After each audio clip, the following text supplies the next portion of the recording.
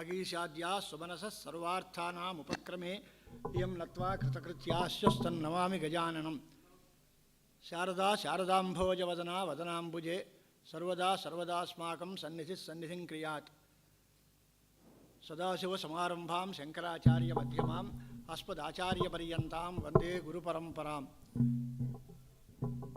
అనంతశ్రీ విభూషిత దక్షిణాంనాయ శృంగేరి శారదా పీఠాధీశ్వర జగద్గురు శ్రీ శ్రీ భారతీతీర్థ మహాస్వామి వారి పాదారవిందాలకు, తత్కరకమల సంజాతులు జగద్గురు శ్రీ విధుశేఖర భారతీ మహాస్వామి వారి పాదారవిందాలకు భక్తిపూర్వకంగా ప్రణామాలు సమర్పిస్తూ, ఇది బృహత్తరమైన కార్యక్రమం. మనం ఎక్కడా దేశంలో వినరగం.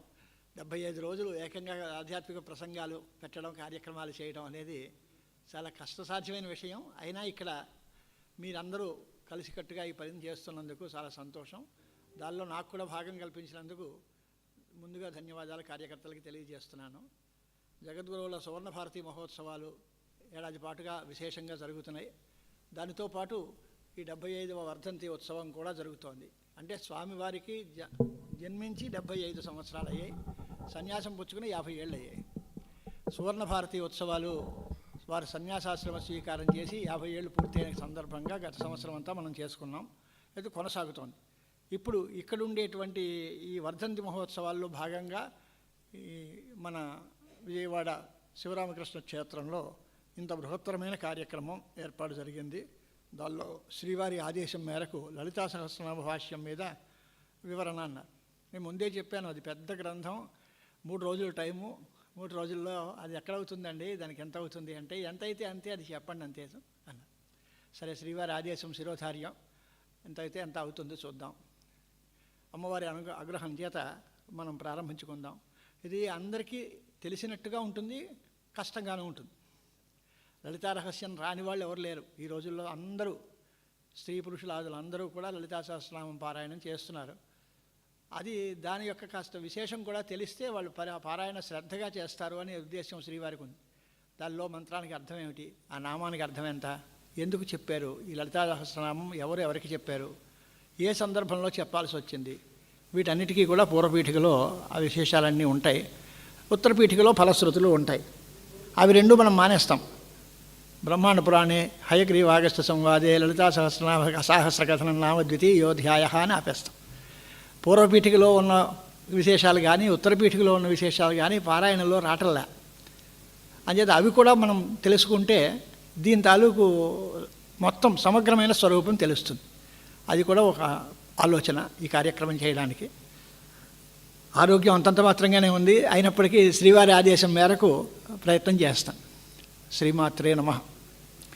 సింధూరారుణ విగ్రహాం త్రినయనాం మాణిక్యమౌళిస్ఫురత్తారానాయకశేఖరాం స్మితముఖీమాపీనవక్షోరుహాం పాణిభ్యామలిపూర్ణరత్నశశకం రక్తోత్పలం బిభ్రతీం సౌమ్యాన్ రత్నఘటస్థరక్తచరణాన్ ధ్యాయేత్ పరామంబికాం అరుణాం కరుణాతరంగితాక్షీం ధృతపాశాంకుశపుష్పపాణచాపాం అణిబాధురావృతం మయూఖైరహమిత్యేవ విభావయే భవానీం శ్రీవిద్యాం శాంతమూర్తిం సకలశృణతాం సర్వసంపత్ప్రదాత్రీం సకుంకుపవిలేపనామళికచుంబికస్తూరికాం సమందహచతయక్షణాం సజలచాపవాశాంకుశామశేషజనమోహినీం అరుణమల్యభూషాంబరాం జపాకుసుమభాసురాం జపవిధౌ స్మరేదంబికాం. ఈ లలితా సహస్రనామం బ్రహ్మాండ పురాణంలో ఉన్నటువంటి కథ. దీని విశేషాలు చెప్పడానికి సామాన్యమైన వ్యక్తికి చేత కాదు అనే విషయం తెలియడానికి ఈ పూర్వపీఠికల్లో వ్యాఖ్యానాల్లో విషయం రాస్తారు.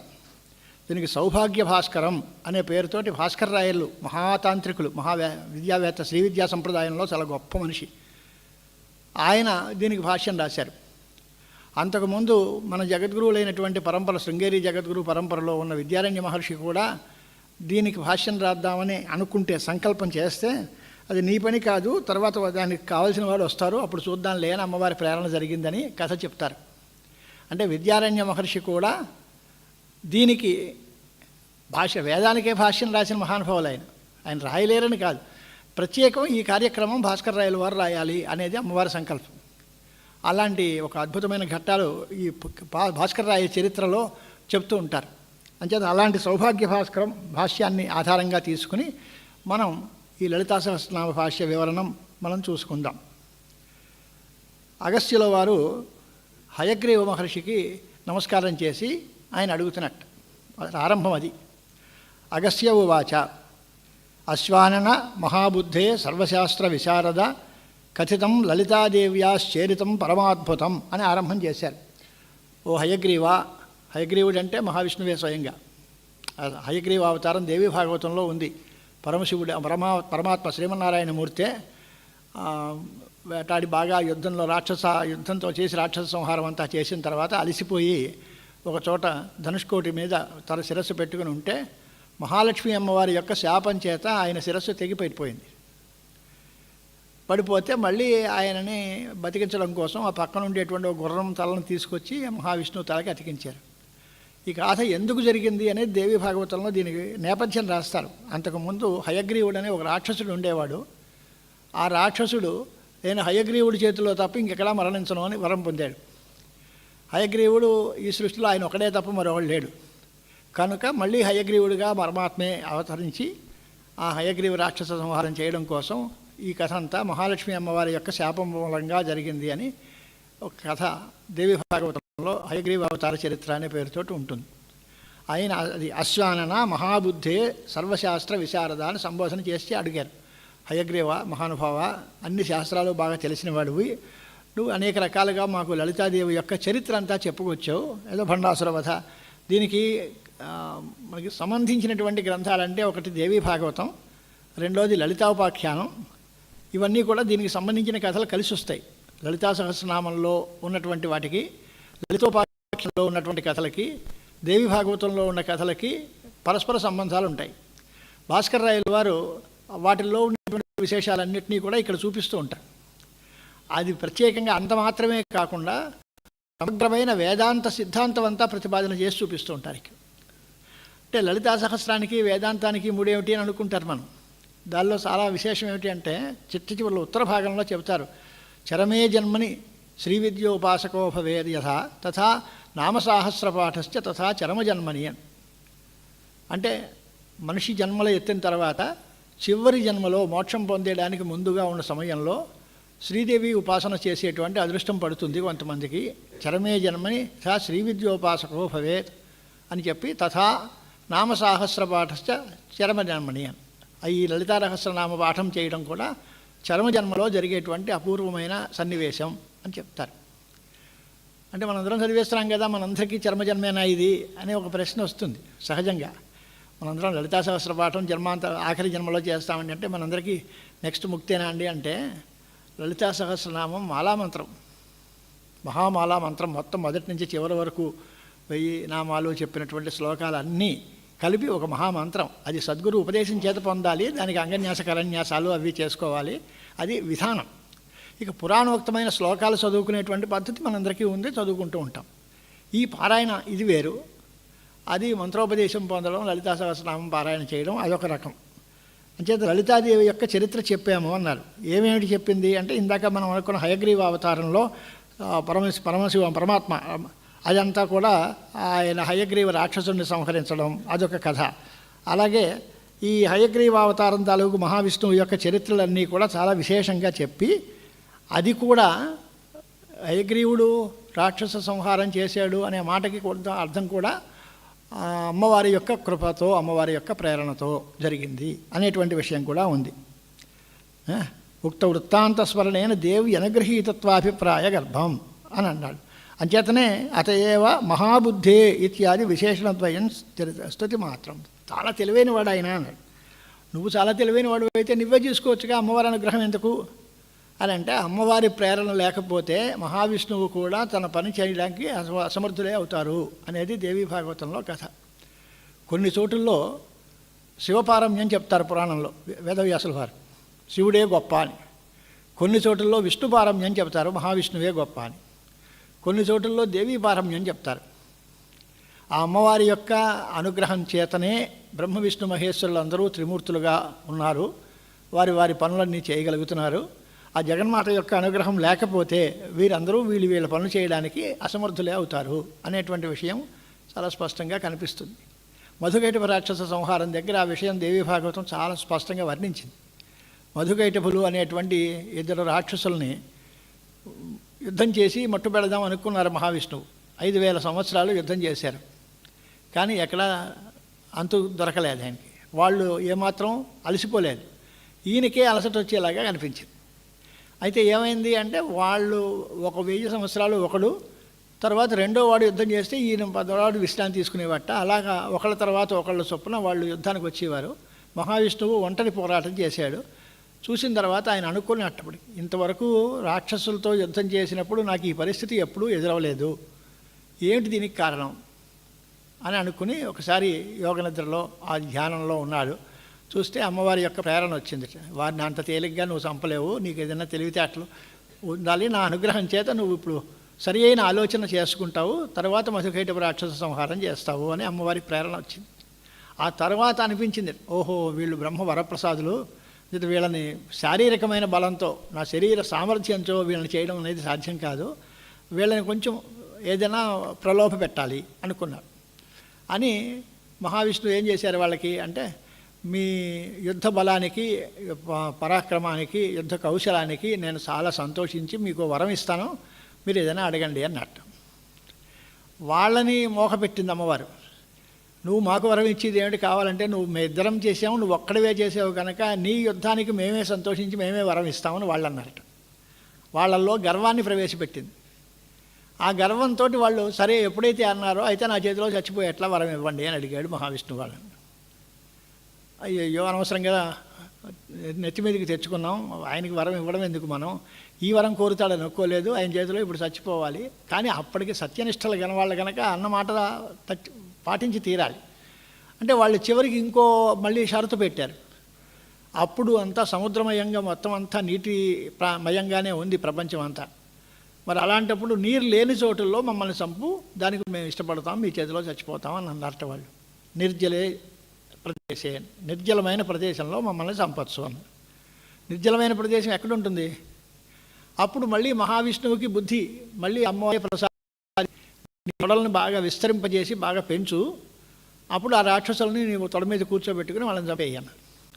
ఈయన శరీరాన్ని పెంచారు, వాళ్ళు పెరిగారు మొత్తం మీద. అది మహావిష్ణువు యొక్క యోగమాయ చాలా గొప్పది కనుక ఆయన పెద్ద శరీరం పెంచుకుని ఆ శరీరం తొడ మీద వాళ్ళిద్దరినీ కూర్చోబెట్టి సంహరించేశాడు. వాళ్ళ నెత్తిలో ఉండేటువంటి మేధస్సు అంటారు, అంటే గుంజు, బుర్రలో ఉండేటువంటి గుంజు, అది నీటిలో పడింది. దానితో అదంతా వేసింది. మన నీటిలో ఏదైనా కొంత మట్టి వేసామనుకోండి, అదంతా బురదగా కొంత మెచ్చబడిపోతుంది కదా. ఆ రకంగా జరిగే మేదిని అంటే భూమి అలా తయారైంది అని చెప్తారు. అందుకు ముందు సముద్రమే ఉండేది. ఆ రాక్షస శిరస్సులో ఉండేటువంటి ఆ గుజ్జులో వడేయడంతో ఇదంతా నీటిలో ఒక ఘనీభూతమైనటువంటి ఒక పదార్థంగా మారింది. అది మేదిని అని. కనుక అది అపవిత్రం. దాని మీద పడిపోయిన, నేల మీద పడిపోయిన వస్తువు పూజలకి ఇవి పనికిరావు. మళ్ళీ నీటితోటే శుద్ధి చేయాలి దాన్ని. నేల మీద కాకుండా దాని వస్తువుని ఏదో ఒక ఆసనం మీద వేసుకుని, లేకపోతే దాన్ని ఎంతో శుద్ధి చేసి వాటిని అన్నిటినీ చేసుకోవాలి. సంప్రదాయ అలవాట్లన్నీ ఉన్నాయి. ఈ కథలో ఇప్పుడు మధుకైటభ సంహారిని ఎవరు? మహావిష్ణువా, అమ్మవారా? అంటే డైరెక్ట్ అటాక్ మహావిష్ణువే, కానీ చేయించిందంతా అమ్మవారు. మధుకైటభ రాక్షస సంహారం జరిపించిందంతా అమ్మవారే, కానీ చేసిన వారు ఎవరు అంటే మహావిష్ణువు చేయించారు. మన మహావిష్ణువు చేత చేయించారు. అలాగే గోప్త్రి గోవింద రూపిణి సంహారిణి రూప అని మనం లలితా రహస్యంలోనే అక్కడక్కడ చదువుకుంటూ ఉన్నాం. సృష్టికర్త్రి బ్రహ్మరూప, సృష్టి చేసే సమయంలో ఆవిడే బ్రహ్మరూపంలో ఉంటుంది. రక్షణ చేసే సమయంలో ఆవిడే విష్ణు రూపంలో ఉంటుంది. సంహారంలో ఆవిడే రుద్రరూపాన్ని తెలుస్తుంది.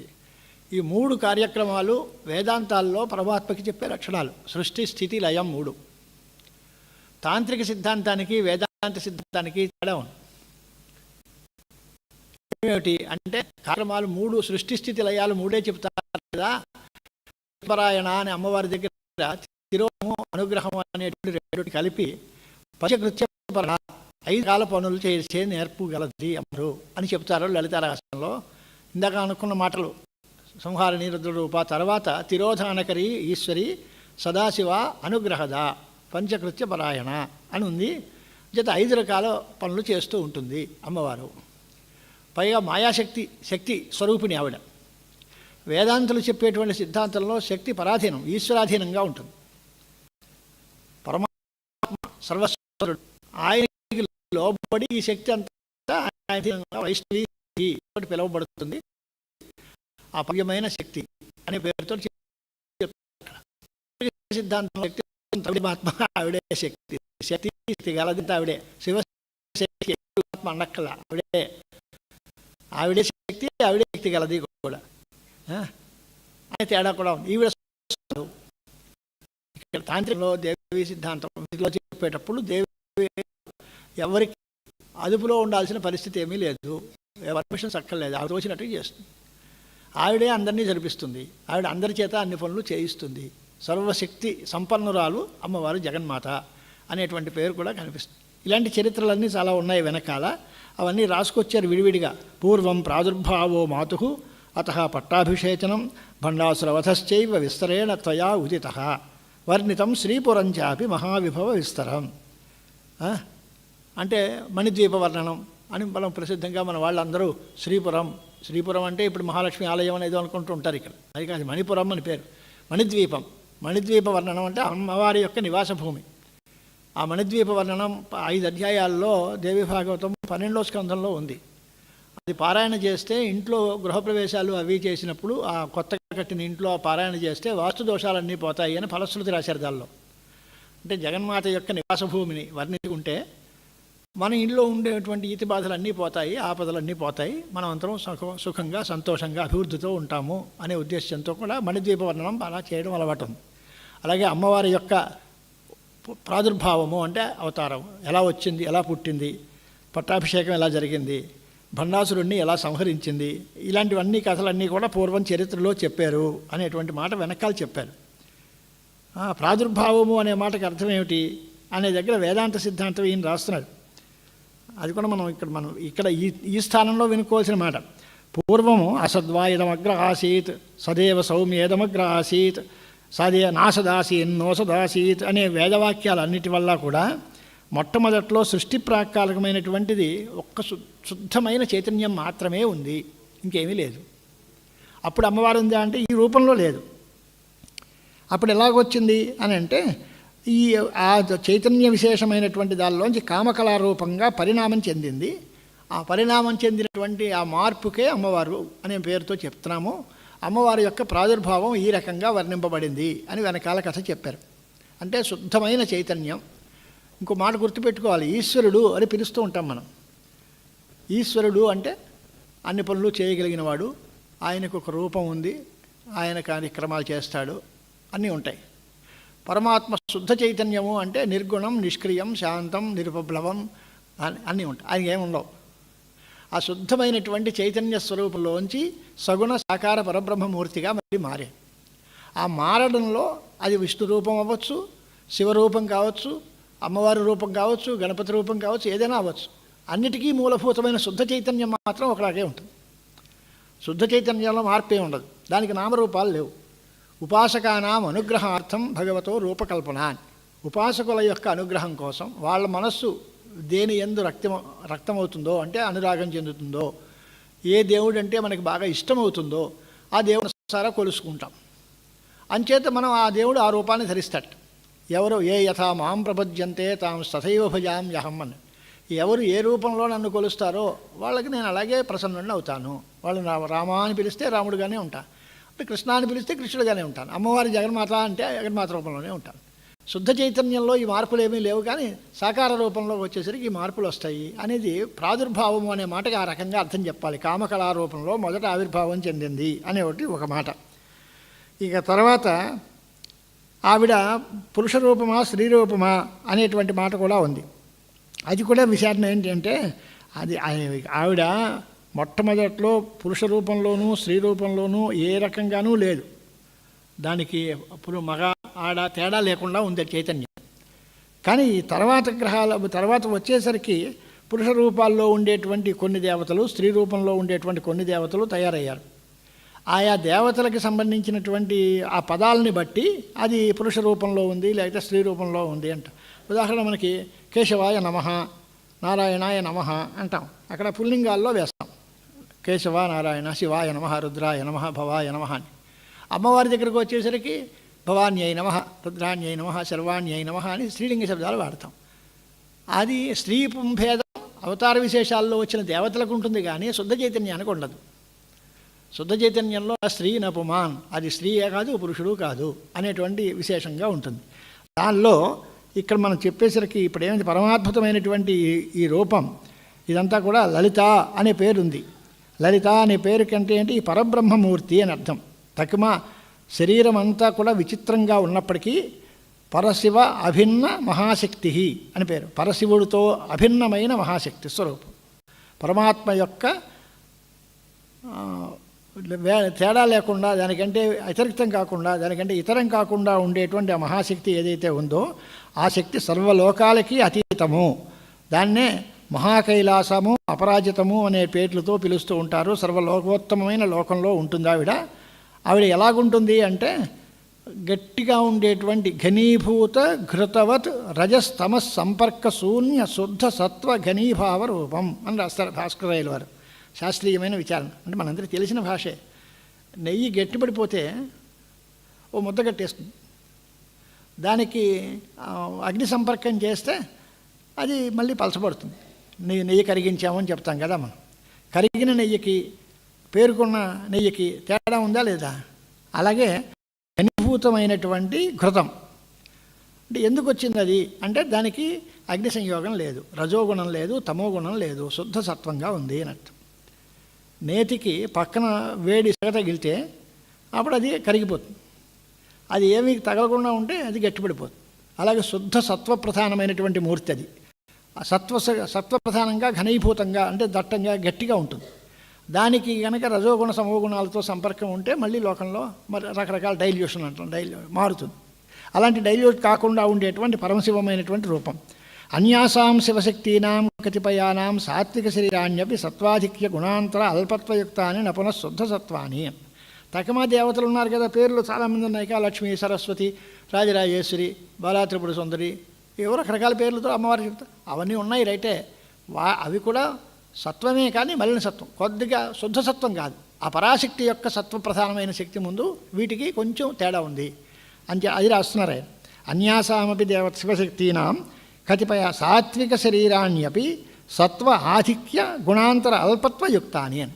సత్వం ఎక్కువగా ఉంటుంది, ఇతరమైన గుణాలు కూడా రజోస్తమస్సులు కూడా కొద్ది కొద్దిగా ఉంటాయి. కానీ పరాశక్తి యొక్క స్వరూపంలో కేవలం సత్వగుణమే తప్ప ఇక రజస్తమో గుణాల యొక్క సంపర్కం లేదు. అలాంటి ఆ పరాశక్తి యొక్క వర్ణనం అంతా చేశారు, మణిద్వీప వర్ణనం చేశారు, ఇవన్నీ చెప్పారు. కానీ అంతర్యాగము, షోఢాన్యాసము, ఇలాంటివన్నీ మహాయాగక్రమము ఇవన్నీ చెప్పిన తర్వాత స్తోత్రఖండం చెప్పారు. ఆ స్తోత్రఖండంలో బహువిధమైనటువంటి స్తుతులన్నింటినీ మాకు చెప్పారు. మంత్రిని దండినీ దేవ్యో ప్రోక్తే నామసహస్రకే అని ఉంది ఈ మాట. మంత్రిని దండిని అని పేర్లు. మంత్రిని అంటే మంత్రము అంటే రాజాధికార ఉపయోగిన మననక్రియ అని. రాజు చేయాల్సినటువంటి కార్యక్రమాలని ఆయనకి చేయడానికి అవకాశం ఇచ్చే అధికారాన్ని కల్పించేటువంటి ఒక మననక్రియకి మంత్రము అని పేరు. అంటే ఆలోచన బాగా, పరిపాలనా సామర్థ్యం, రాజ్యం చేయడానికి తగిన పరిపాలనా సామర్థ్యం అనేటువంటి దాన్ని ఇచ్చేటువంటి శక్తికి మంత్రము అని పేరు. అది గలది మంత్రిని అంటే ఏమర్థం? అమాత్య మంత్రిని. ఎవరా అమాత్య అంటే సా తంత్రేషు రాజశ్యామలేత్యుచ్యతే అని రాస్తారు. అమ్మవారి యొక్క మంత్రినిగా ఉండేటువంటిది రాజశ్యామల అనేటువంటి పేరుతో పిలువబడే దేవత. ఈ మధ్యకాలంలో రాజశ్యామల ఉపాసకులను చాలామంది తయారయ్యారు. ఈ రాజశ్యామల అంటే ఎవరు, మంత్రిని అంటే ఎవరు అంటే అమ్మవారి యొక్క మంత్రినియే, అమ్మవారి యొక్క మంత్రాంగం చేసేటువంటి ఒక సేవకురాలే రాజశ్యామల అనే పేరుతోటి పిలువబడుతోంది. అలాగే మరొక ఆవిడ ద్వారాహి అనే పేరుతోటి పిలువబడుతుంది. ఆ రాజశ్యామల, వారాహి రూపాల్లో ఉండేటువంటి ఆ అమ్మవారి యొక్క సహస్రనామాలు కూడా మీరు చెప్పారు. ఇంతవరకు చెప్పి నతు శ్రీ లలితాదేవ్యా ప్రోక్తం నామసహస్రకం, లలితాదేవి యొక్క నామసహస్రాలు మాత్రం మీరు చెప్పలేదు. దీనిలో నాకు సందేహం వస్తుందండి అని. ఏం బాబు ఏమిటి సందేహం అని అంటే, తత్ర మే సంశయో జాతః హయగ్రీవ దయానిధే కిం వా త్వయా విస్మృతం తజ్ఞాత్వా వా సముపేక్షతం మమ వా యోగ్యతా నాస్తి శ్రోతుం నామసహస్రకం కిమర్థం భవతా నోక్తం తత్ర మే కారణం వద. డైరెక్ట్గా ఆన్సర్ అడిగేశాడు. అయ్యా, మీరు ఈ లలితా సహస్రనామం చెప్పడం ఒకవేళ మీరు మర్చిపోయారా, లేక తెలిసి ఉండి కూడా చెప్పడం మానేయాలి అనే ఉద్దేశంతో ఉపేక్ష చేశారా, లేక నాకు దాన్ని వినేదానికి యోగ్యత లేదా, లలితా సహస్రనామం వినడానికి నాకు యోగ్యత లేక మీరు మానేశారా, లేక మీకు చెప్పాలని లేకపోవడం మానేశారా, లేదా చెప్పడం మర్చిపోయారా, దీనికి ఏమిటో కారణం చెప్పండి, లలితా సహస్రనామం మీరు ఎందుకు చెప్పలేదు అని అడిగాడు. ఇది పూర్వపీఠికలో ప్రారంభం. ఈ లలితా సహస్రనామం మనకి అందుబాటులోకి రావడానికి ఆ అగస్త్య మహర్షి ఆ హయగ్రీవుడి యొక్క పాదాల మీద పడి ప్రార్థన చేశారు. త్రిశతీనామ భాష్యంలో చెప్తారు, ఆయన 3 సంవత్సరాల పాటు ఆయన పాదాల పాటు వదిలకుండా అక్కడే ఉన్నట్టు. ఆ హయగ్రీవుడు ఏమీ చెల్లించలేదు, ఇతను కాళ్ళు వదలలేదు. ఆయన ఎప్పుడు చెబితే అప్పుడే చెబుతారు, ఆయన కాళ్ళు పుచ్చుకునే కూర్చుందాం, చెప్పే వరకు ఇక్కడే ఉందాం అన్నంత గురుభక్తితోటి ఈయన ఉన్నాడు. ఆయన పరీక్ష పెట్టి వెళ్ళిపోతాడేమో చూద్దాంలే, ఎందుకు అనవసరంగా చెప్పడం అని. జీవితమైనా ఇచ్చేయచ్చు కానీ మహామంత్రాన్ని ఇవ్వకూడదు అని ఉంది శాస్త్రాల్లో. అంతంత గొప్ప మంత్రాలని అలా ఇవ్వడం కుదరదు, ప్రాణమైనా ఇచ్చేయచ్చు. ప్రాణాధికంగా ప్రేమించవలసినటువంటి మంత్రాలు అలాంటి మహామంత్రాలు బజార్లోనూ టీవీల్లోనూ అలా ఊరికి చెప్పేసి చేసేసుకోండి అనేస్తే దాని తాలూకు శక్తి తెలిసి చెప్తున్నామా తెలియక చెప్తున్నామా అనేది మనకి అర్థం కాదు. అంచేత త్రిశతీనామ భాష్యం శంకరాచార్య వారే రాశారు. ఆ భాష్యంలో ఆయన రాస్తారు, ప్రాణం పోయినా సరే ఇలాంటి మహామంత్రాలు అయోగ్యులకి ఇవ్వకూడదు. నా శఠాయ నా దుష్టాయ నా అవిశ్వాసాయ కరిహిచిత్. శఠుడు, దుర్మార్గుడు, రుజు ప్రవర్తన లేనివాడు, దుష్టమైనటువంటి ఆలోచనలు గలవాడు, అలాంటి వాళ్ళకి ఈ మహావిద్యను ఇవ్వకూడదు అని చెప్పి, అంటే వాళ్ళ యోగ్యతను పరీక్షించి ఇవ్వాలి అనేటువంటి అభిప్రాయం అక్కడ కనిపిస్తుంది. అప్పుడు దీనికి సమాధానం ఏమిటి అంటే సూతుల వారు చెప్తున్నాడు, ఇతి పృష్టో హయగ్రీవ మునినా కుంభజాన్మన ప్రహృష్ట వచనం ప్రాహ తాపసం కుంభసంభవం. ఇలా అడిగిన తర్వాత సూతుల వారి యొక్క మాట మధ్యలో కలిపారు. హయగ్రీవులు ఈ రకంగా చెప్పడం ప్రారంభించారు. ఏమని అని అంటే దాని మధ్యలో లోపాముద్రాపతే అగస్త్య సావధానమనా శృణు. సంభాషణ చూడండి ఎంత అందంగా ఉంది. లోపాముద్రాపతే అగస్త్య అంటే లోపాముద్ర అమ్మవారు అగస్త్య మహర్షి ఇల్లాలు, ధర్మపత్ని. నువ్వు చెప్పి అగస్త్య మహర్షి అని చెప్పచ్చు, లేకపోతే మొత్తం సముద్రాన్ని తాగేసిన వాడు అని ఘనకీర్తి చెప్పచ్చు. అంతేగాని లోపాముద్ర మగుడు అనడం ఏమిటి? రామచంద్రమూర్తిని చెబితే సీతమ్మ మగుడు అన్నారట. అయోధ్యానగరంలో మా రాముడు పెళ్ళమనో దశరథ రాజు గారి కోడలనో ఏదో చెప్తారు. మిథిలాపట్టణానికి వెళితే మా సీతమ్మ భర్త అని అంటారు కదా, అక్కడ ఉన్న వాళ్ళకి పరిచయం. అలాగే ఆవిడకి లోపాముద్రాదేవి బుద్ధిలో ఉంది. ఎందువలన అంటే మహాశివ అమ్మవారి భక్తురాలు ఆవిడ, అమ్మవారి దేవీ భక్తురాల్లో అగ్రగణ్యురాలు లోపాముద్ర. అలాంటి మా లోపాముద్ర భర్తవి అని చెప్పింది ఆవిడ చాలా నాకు భక్తురాలు, అత్యంత ప్రీతిపాత్రమైన భక్తురాలు. ఈయన కూడా అలాంటి భక్తి గలవాడే. ఆ దంపతులిద్దరూ యోగ్యమైన దేవీ భక్తి గలవాళ్ళు, వాళ్ళకి చెప్పచ్చు అని ప్రేరణ లభించింది అమ్మవారి దగ్గర నుంచి. అందుచేత అప్పుడు హయగ్రీవుడు మళ్ళీ చెప్పడానికి సిద్ధపడ్డాట. దానికి సంకేతంగా లోపాముద్రాపతే అగస్త్య అని రాశారు. లోపాముద్రాపతే అనే దగ్గర పత్న్యస్య లోపాముద్రాఖ్య మాముపాస్తే అతిభక్తిత అయంచ నితరాం భక్త తస్మాత్ అస్య వదస్వ తత్ అని త్రిశతీనామంలో ఉంది. ఆ లోపాముద్రాదేవి చాలా నాకు భక్తురాలు, అత్యంత ప్రీతిపాత్రమైన శిష్యురాలు. ఆయన కూడా ఆవిడలాగే అమ్మవారి మీద అత్యంత భక్తి ప్రపత్తులు గలవాడు, కాబట్టి వాళ్ళకి చెప్పచ్చు, హయగ్రీవ చెప్పు నాయన అని చెప్పిందిట అమ్మవారు. అది ఈ శ్లోకం ఎక్కడుంది? భగవత్యాయివ త్రిశత్యాం వక్ష్యతే అని త్రిశతీనామాల్లో చెప్పారు.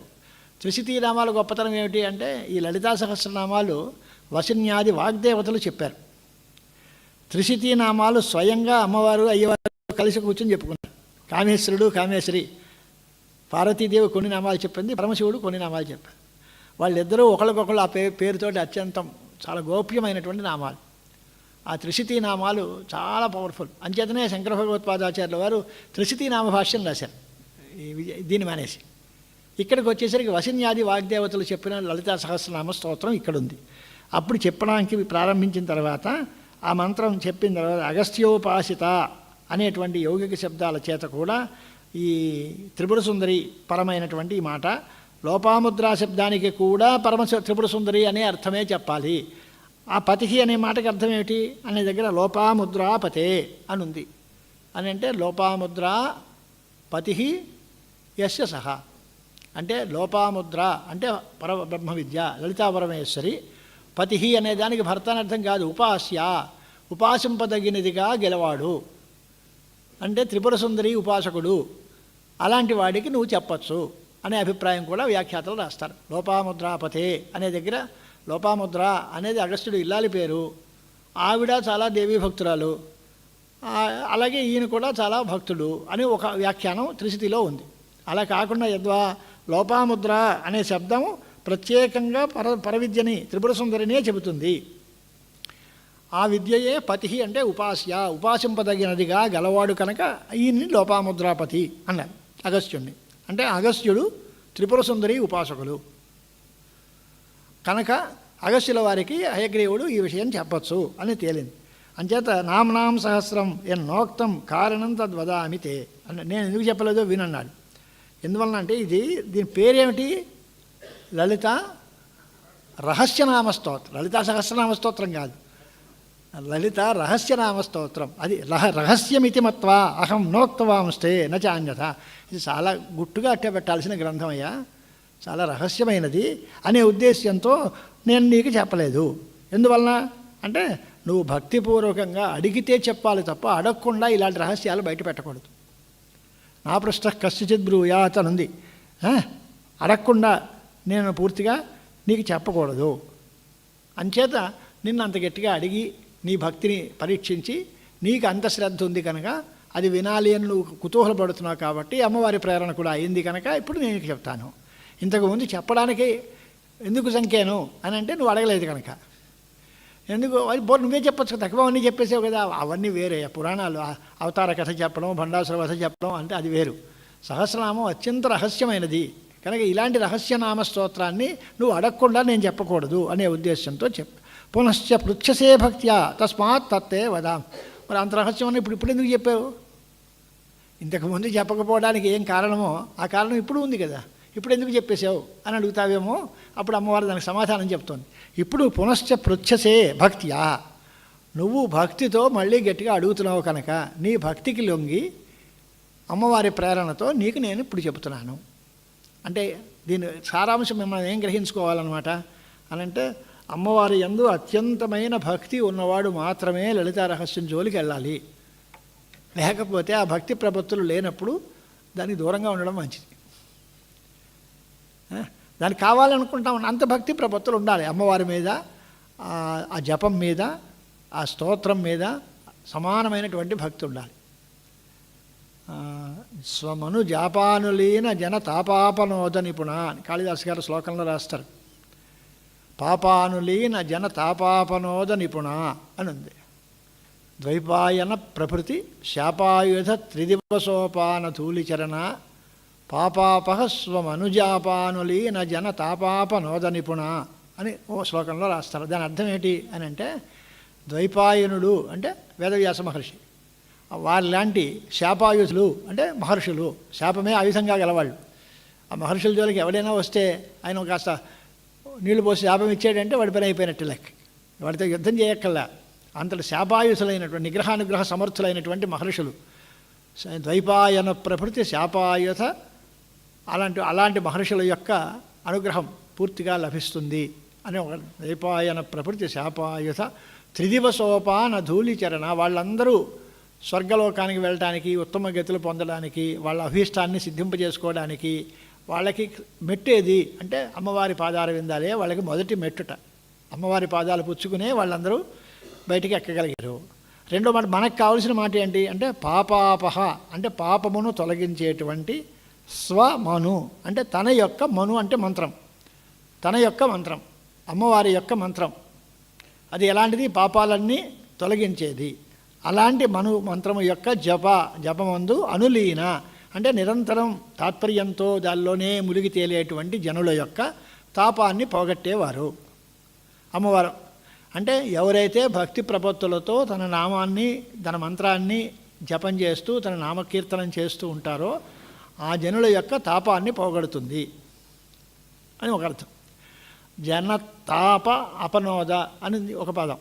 అలా కాకుండా విడగొడితే జనతా పాపాపనోద నిపుణ అని పదచ్ఛేదం చేస్తే జనత అనే దానికి జన సమూహం అర్థం. స్వమనులీన జన తాపాపమ అని కాకుండా స్వమనులీన జనత పాపాపనోద నిపుణ అంటే తన మంత్రాన్ని చెప్పే జన సముద్రం, జన సమూహం వాళ్ళందరి యొక్క పాపాలని తొలగిస్తుంది. పాపాన్ని రెండు. అంచేతనే మన గురువుగారు మహాసన్నిధానం వారు మమ తాపమపాకురుదేవా మన పాపమపాకురుదేవా అని. తాపము పాపము రెండు ఉన్నాయి, రెండింటినీ పోగొడుతుంది జనుల యొక్క తాపాలని పోగొడుతుంది, జనత యొక్క పాపాన్ని పోగొడుతుంది అని మాట చెప్పారు. అంచేత ఆవిడ నామాన్ని మనం అంతలాగా చేసుకోవాలి. భవత న ప్రదేయం స్యాద్ అభక్తాయ కదాచన, ఎప్పుడు మాత్రం అభక్తులకి ఇవ్వద్దే. నేను చెప్తాను ఇప్పుడు. బ్రూయాత్ శిష్యాయ భక్తాయ రహస్యమపి దేశిక, రహస్యమైనటువంటి స్తోత్రమే అయినా శిష్యుడు చాలా యోగ్యుడై చాలా శ్రద్ధాసక్తులతో వినివాడైతే వారికి మనం చెప్పచ్చు అనేటువంటి మాట ఉంది. కాబట్టి నీకు శ్రీమాతృభక్తియుక్తాయ శ్రీ విద్యారాజ వేదినే ఉపాసకాయ శుద్ధాయ దేయం నామ సహస్రకం.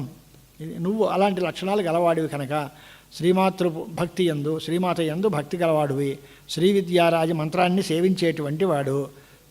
భక్తి అనే దానికి సా పరానురక్తి ఈశ్వరే అని నారద భక్తి సూత్రాల్లో చెప్తారు. భక్తి అంటే పరమాత్మ యందు అత్యంతమైన ప్రేమ, పరమప్రేమ. సా పరా అనురక్తి ఈశ్వరే అనే అధికరణంలో చిత్తవృత్తి విశేషం. భక్తి అంటే మానసికమైన ఒక ఆలోచన విధానం. దానిలో పరమాత్మ అనేసరికి ఎనలేని ఆనందం కలుగుతుంది. ఇంక ఇతరమైన వస్తువుల మీద అంత అనిపించదు కావాలని. కానీ పరమాత్మ అనేసరికి ఒళ్ళు తెలియనటువంటి ఆవేశంతో పరమాత్మకి ఏం కావాలంటే అది చేస్తాము అనే రకంగా ఉంటుంది. అది భక్తి అంటే. అంచేత అలాంటి భక్తి ఉండాలి. కేవలం భక్తి ఒకటే సరిపోదు. విద్యారాజము అంటే పంచదశో షోడశో ఏదో మహావిద్యాలు మంత్రాలు ఉన్నాయి, అమ్మవారి మంత్రాలు. పంచదశి మంత్రం అని, షోడశి మంత్రం అని, కాది విద్య, హాది విద్య, వాళ్ళ చాలా సంప్రదాయాల్లో శ్రీముఖంగా శ్రీదేవి సంప్రదాయాల్లో ఉండేటువంటివి. అవన్నీ బాగా తెలిసి ఉండాలి. ఉపాసకుడు అయి ఉండాలి, పరమశుద్ధుడు అయి ఉండాలి. ఇలాంటి వాటి చెప్పిన తర్వాత అలాంటి వాడికి చెప్పాల్సి వస్తుంది.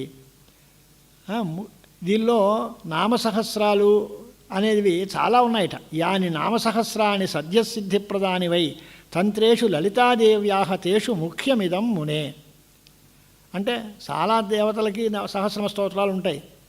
విష్ణు సహస్రం ఉంది, శివ సహస్రం ఉంది, అలా రకరకాలుగా సహస్రనామ స్తోత్రాలు దేవతలకు అందరికీ మనకు కనిపిస్తూనే ఉంటాయి. గణపతి నామ సహస్రం అలా అన్ని చోట్ల. కానీ లలితా రహస్యం అనేటువంటి లలితాదేవి యొక్క ఈ సహస్రనామ స్తోత్రం అనేది చాలా అపురూపమైనది, చాలా ముఖ్యమైనది. ఎందువలన అంటే మంత్రములలో శ్రీ విద్యా మంత్రం చాలా గొప్పది అనేటువంటి మాట. దాని ప్రకారం శ్రీ విద్యోపాసకులకే ఇది చెప్పాలి. తథా నామసహస్రేషు వరమేతత్ ప్రకీర్తితం అని. దీని తర్వాత సహస్రస్య పాఠాత్ న ప్రీయతే తథా యథా అస్య పఠనాత్ దేవీ ప్రీయతే లలితాంబిక. ఈ సహస్రనామాన్ని చదివితే అమ్మవారికి ప్రీతి కలిగినట్టుగా ఇతరమైనటువంటి ఏదో సహస్రనామ స్తోత్రాలు చదివితే అంత తృప్తి ఆవిడకు ఉండదు. కాబట్టి విశేష ప్రాచుర్యం లభించడానికి ప్రపంచంలో అందరూ 100 చెప్పేసరికి సహస్రనామం అంటే లలితా సహస్రనామం పారాయణ చేస్తుంటారు. ఇంత ప్రాచుర్యం ఎందుకు వచ్చింది అంటే లలితాదేవికి అత్యంత ప్రీతికరమైనటువంటి ఈ మాట. దీనికి అంటే ఏం చెప్పినట్టు అయింది ఇప్పుడు? దీనిలో మనకి చెప్పిన ఉపదేశం ఏంటి? అనేక రకాలైన దేవీ నామ సహస్రాలు ఉన్నాయి, వాటిల్లో లలితా సహస్రం చాలా గొప్పది. సంతోషం. ఆ భక్తులకి ఇవ్వకూడదు, భక్తులకి ఇవ్వాలి. ఇప్పుడు మనకి చెప్పింది ఏమైంది?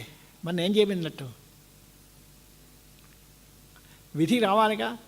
అంచేత దానికి భాస్కర్ రాయల వారు ఆ మీమాంసా సంప్రదాయాలు తెలిసినటువంటి మాటకి అభిప్రాయం ఉండి నామసహస్ర కీర్తనేన శ్రీమాతృ ప్రీతిం భావయేత్ ఇది విధే పర్యవసితో అర్థ అని రాస్తారు.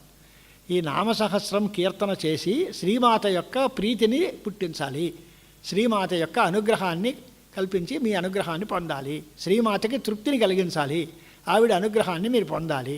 అప్పుడు మనకి పరమార్థం. మనం చేసిన పని వల్ల మనకి కదా లాభం రావాలి. మనకి లాభం రావాలి అంటే ఏంటి? మనం బాగా అభివృద్ధిలో ఉండాలి, మన కోరిన కోరికలు తీరాలి. రైటే. ఎలా తీరుతాయి అంటే అమ్మవారి అనుగ్రహం చేత.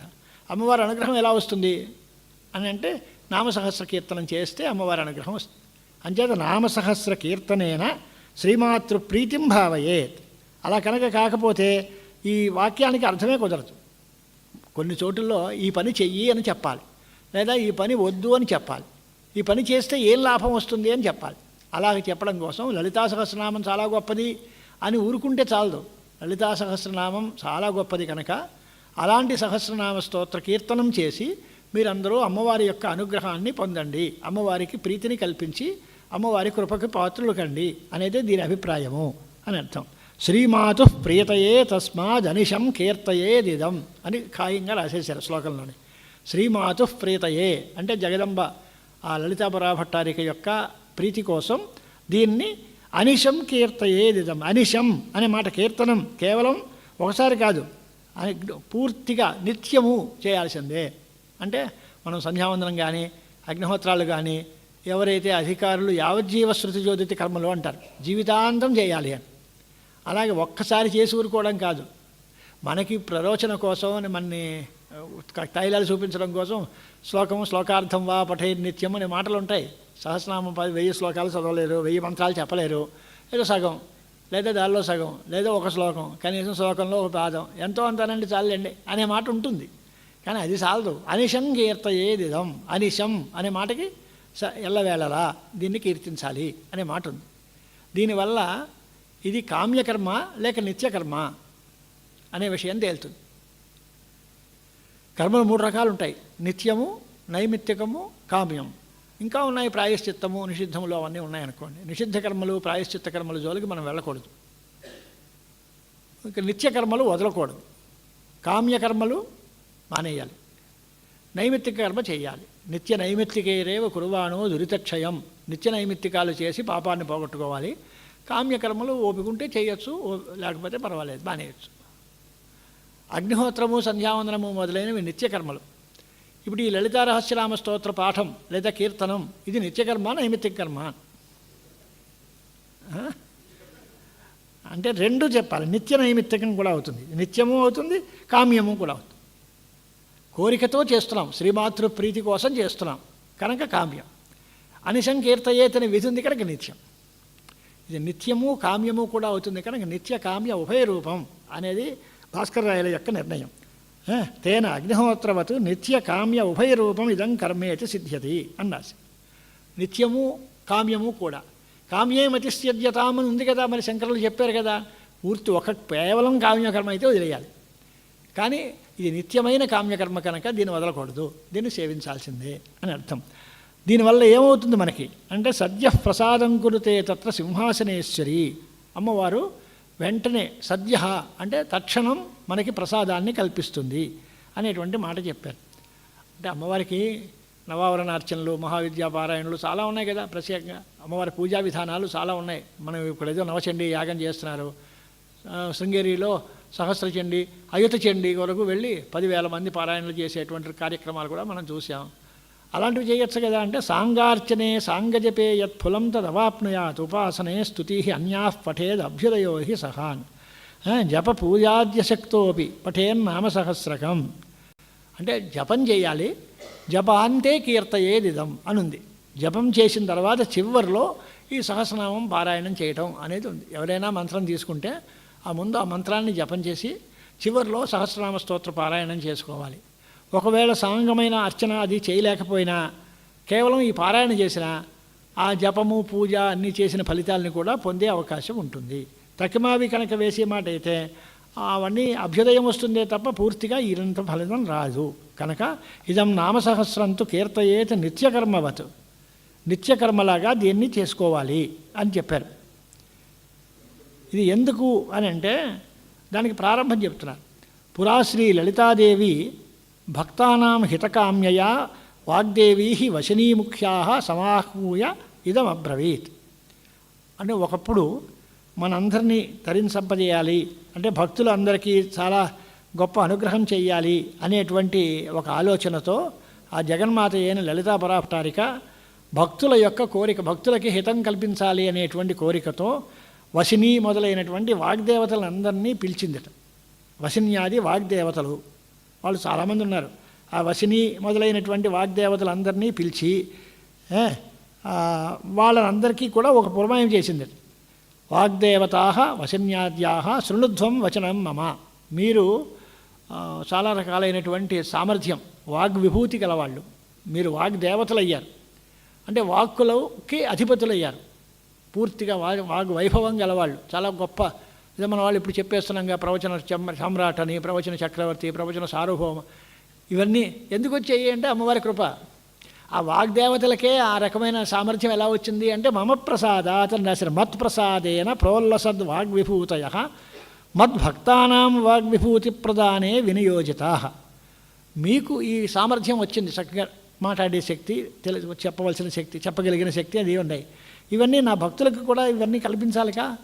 అంచేత భక్తులకి హితం కల్పించడం కోసం, వారందరికీ ఇలాంటి వాగ్వైభవం కలగడం కోసం మీరు తప్పనిసరిగా నాకు మమ స్తోత్ర విధానాయ తస్మాత్ ఆజ్ఞాపయామి వహ, నాకు నా యొక్క నామసాహస్రంతో, ఈ నామాలతో స్తోత్రం మీరు విధించండి, చెయ్యండి అని లలితారహస్యనామ స్తోత్రం రాయమని అమ్మవారే లలితాదేవే వశన్యాది వాగ్దేవతల్ని ఆదేశించింది అని చెప్పారు కథ.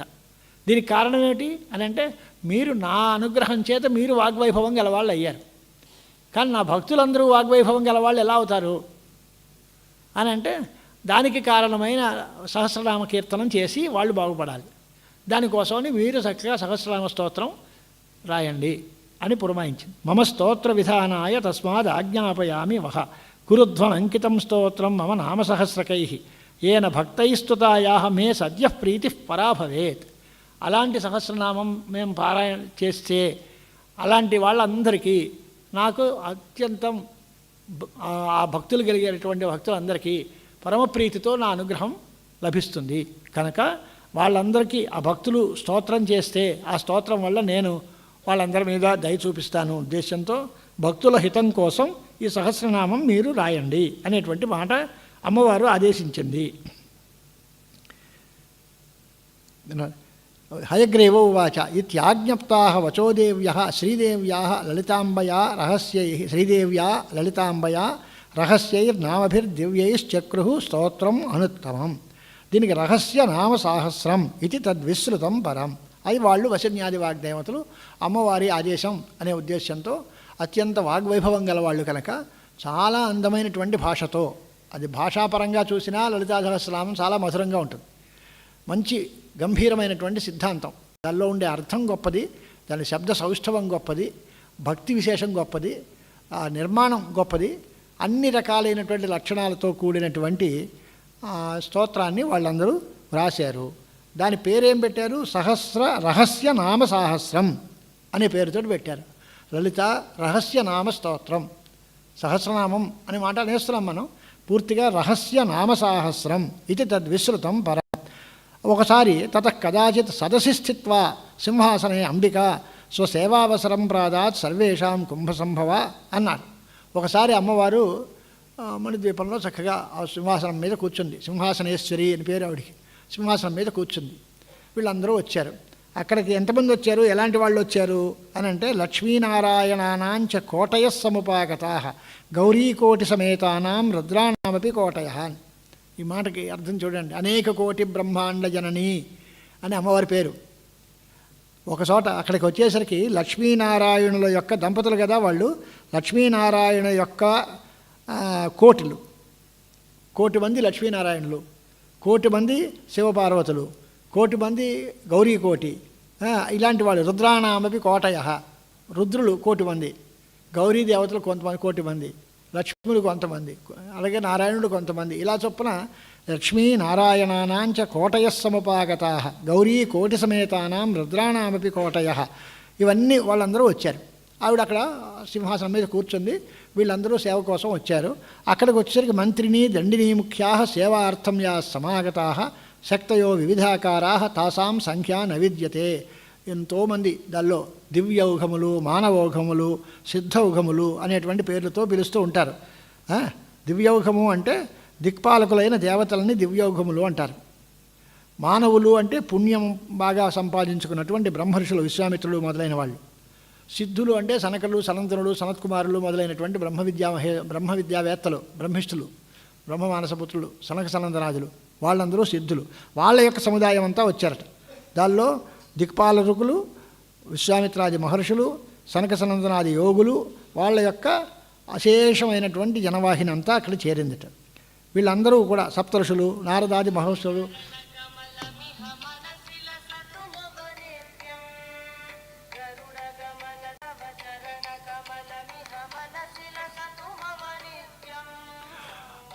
ఇలాంటి మహర్షులందరూ వచ్చినప్పుడు అలాంటి వాళ్ళందరి దగ్గరికి కలిసి కూర్చోబెట్టి శ్రీ లలితాదేవి సర్వేషాం దర్శనం దదౌ, వాళ్ళందరికీ కూడా లలితా పరాభట్టారిక అందరికీ దర్శనం ఇచ్చింది. ఇచ్చిన తర్వాత వాళ్ళందరూ కూర్చున్నారు, నమస్కారం చేసుకుంటున్నారు. అప్పుడు లలితాదేవి కటాక్ష ఆక్షేప నోదితా ఉత్థాయ వశనీముఖ్యా బద్ధాంజలిపుటాస్తదా అస్తువన్ నామసాహస్రై స్వకృతైర్ లలితాంబికాం.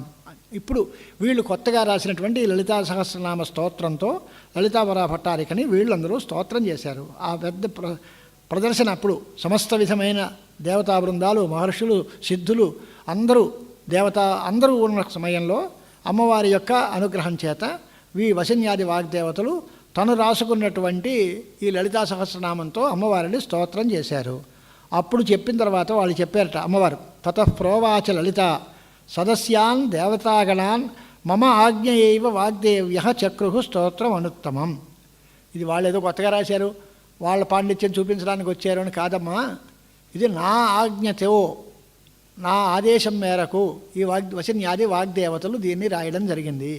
కనుక మీరందరూ తప్పనిసరిగా తత్పఠధ్వం సదా యూయం స్తోత్రం మత్ప్రీతి వృద్ధయే, నా అనుగ్రహం కలగడం కోసం, నాకు ఆనందాన్ని కల్పించడం కోసం, నా ఆదేశం మేరకు, నా ఆజ్ఞతో వశన్యాది వాగ్దేవతలు రాసినటువంటి ఈ లలితా సహస్రనామ స్తోత్రాన్ని మీరందరూ బాగా క్రమశిక్షణతో చదవండి. ఇది ప్రవర్ధయత్వం భక్తేషు మమ నామ సహస్రకం. ఈ భక్తుల కోసం ఇదంతా కూడా పంచిపెట్టండి. భక్తులు అంటారు, అందరికీ జనంలో కాదు, పబ్లిసిటీ కాదు, భక్తేషు ప్రవర్ధయధ్వం అన్నాడు. ఇదం నామ సహస్రం మే యో భక్త పఠతే సకృత్ మమ ప్రియతమోజ్ఞేయ తస్మై కామాన్ దదామ్యహం. ఇది పూర్వపీఠిక.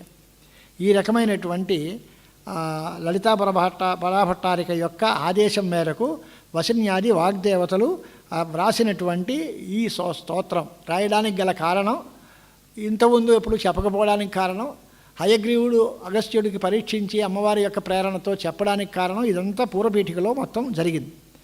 ఇది ఆవశ్యకము, ఎందుకంటే మత్ప్రీతి వృద్ధయే అన్నాడు కదా, అమ్మవారి యొక్క ప్రీతి కోసం. చేత మొత్తం మీద మనం ఇప్పటివరకు గంటసేపు మనం అనుకున్న మాటకి ఒకటే లైన్లో అర్థం ఏమిటి అంటే, దేవతా ప్రీతి కోసం ఈ లలితా సహస్రనామం చదివి తీరాలి, భక్తులై ఉండాలి. భక్తిం మయి పరాంకృత్వ మగ్భక్తేషు అభిధాస్యతి అన్నది గీతల్లో. చెప్పేవాడికి భక్తి ఉండాలి, వినేవాడికి భక్తి ఉండాలి. భక్తులైన వాళ్ళకే చెప్పాలి, చెప్పేవాడు కూడా ఏదో క్యాజువల్గా చెప్పడం కాదు, భక్తితో చెప్పాలి. అమ్మవారి యందు అత్యంత భక్తితో, ఆవిడ అనుగ్రహం కోసం చేస్తున్నాము అనేటువంటి ఆలోచనతో దీన్ని ప్రచారం చేయాలి. ఇది పూర్వపీఠిక. ఇంకా అసలు గదిలోకి వెళ్దాం మనం.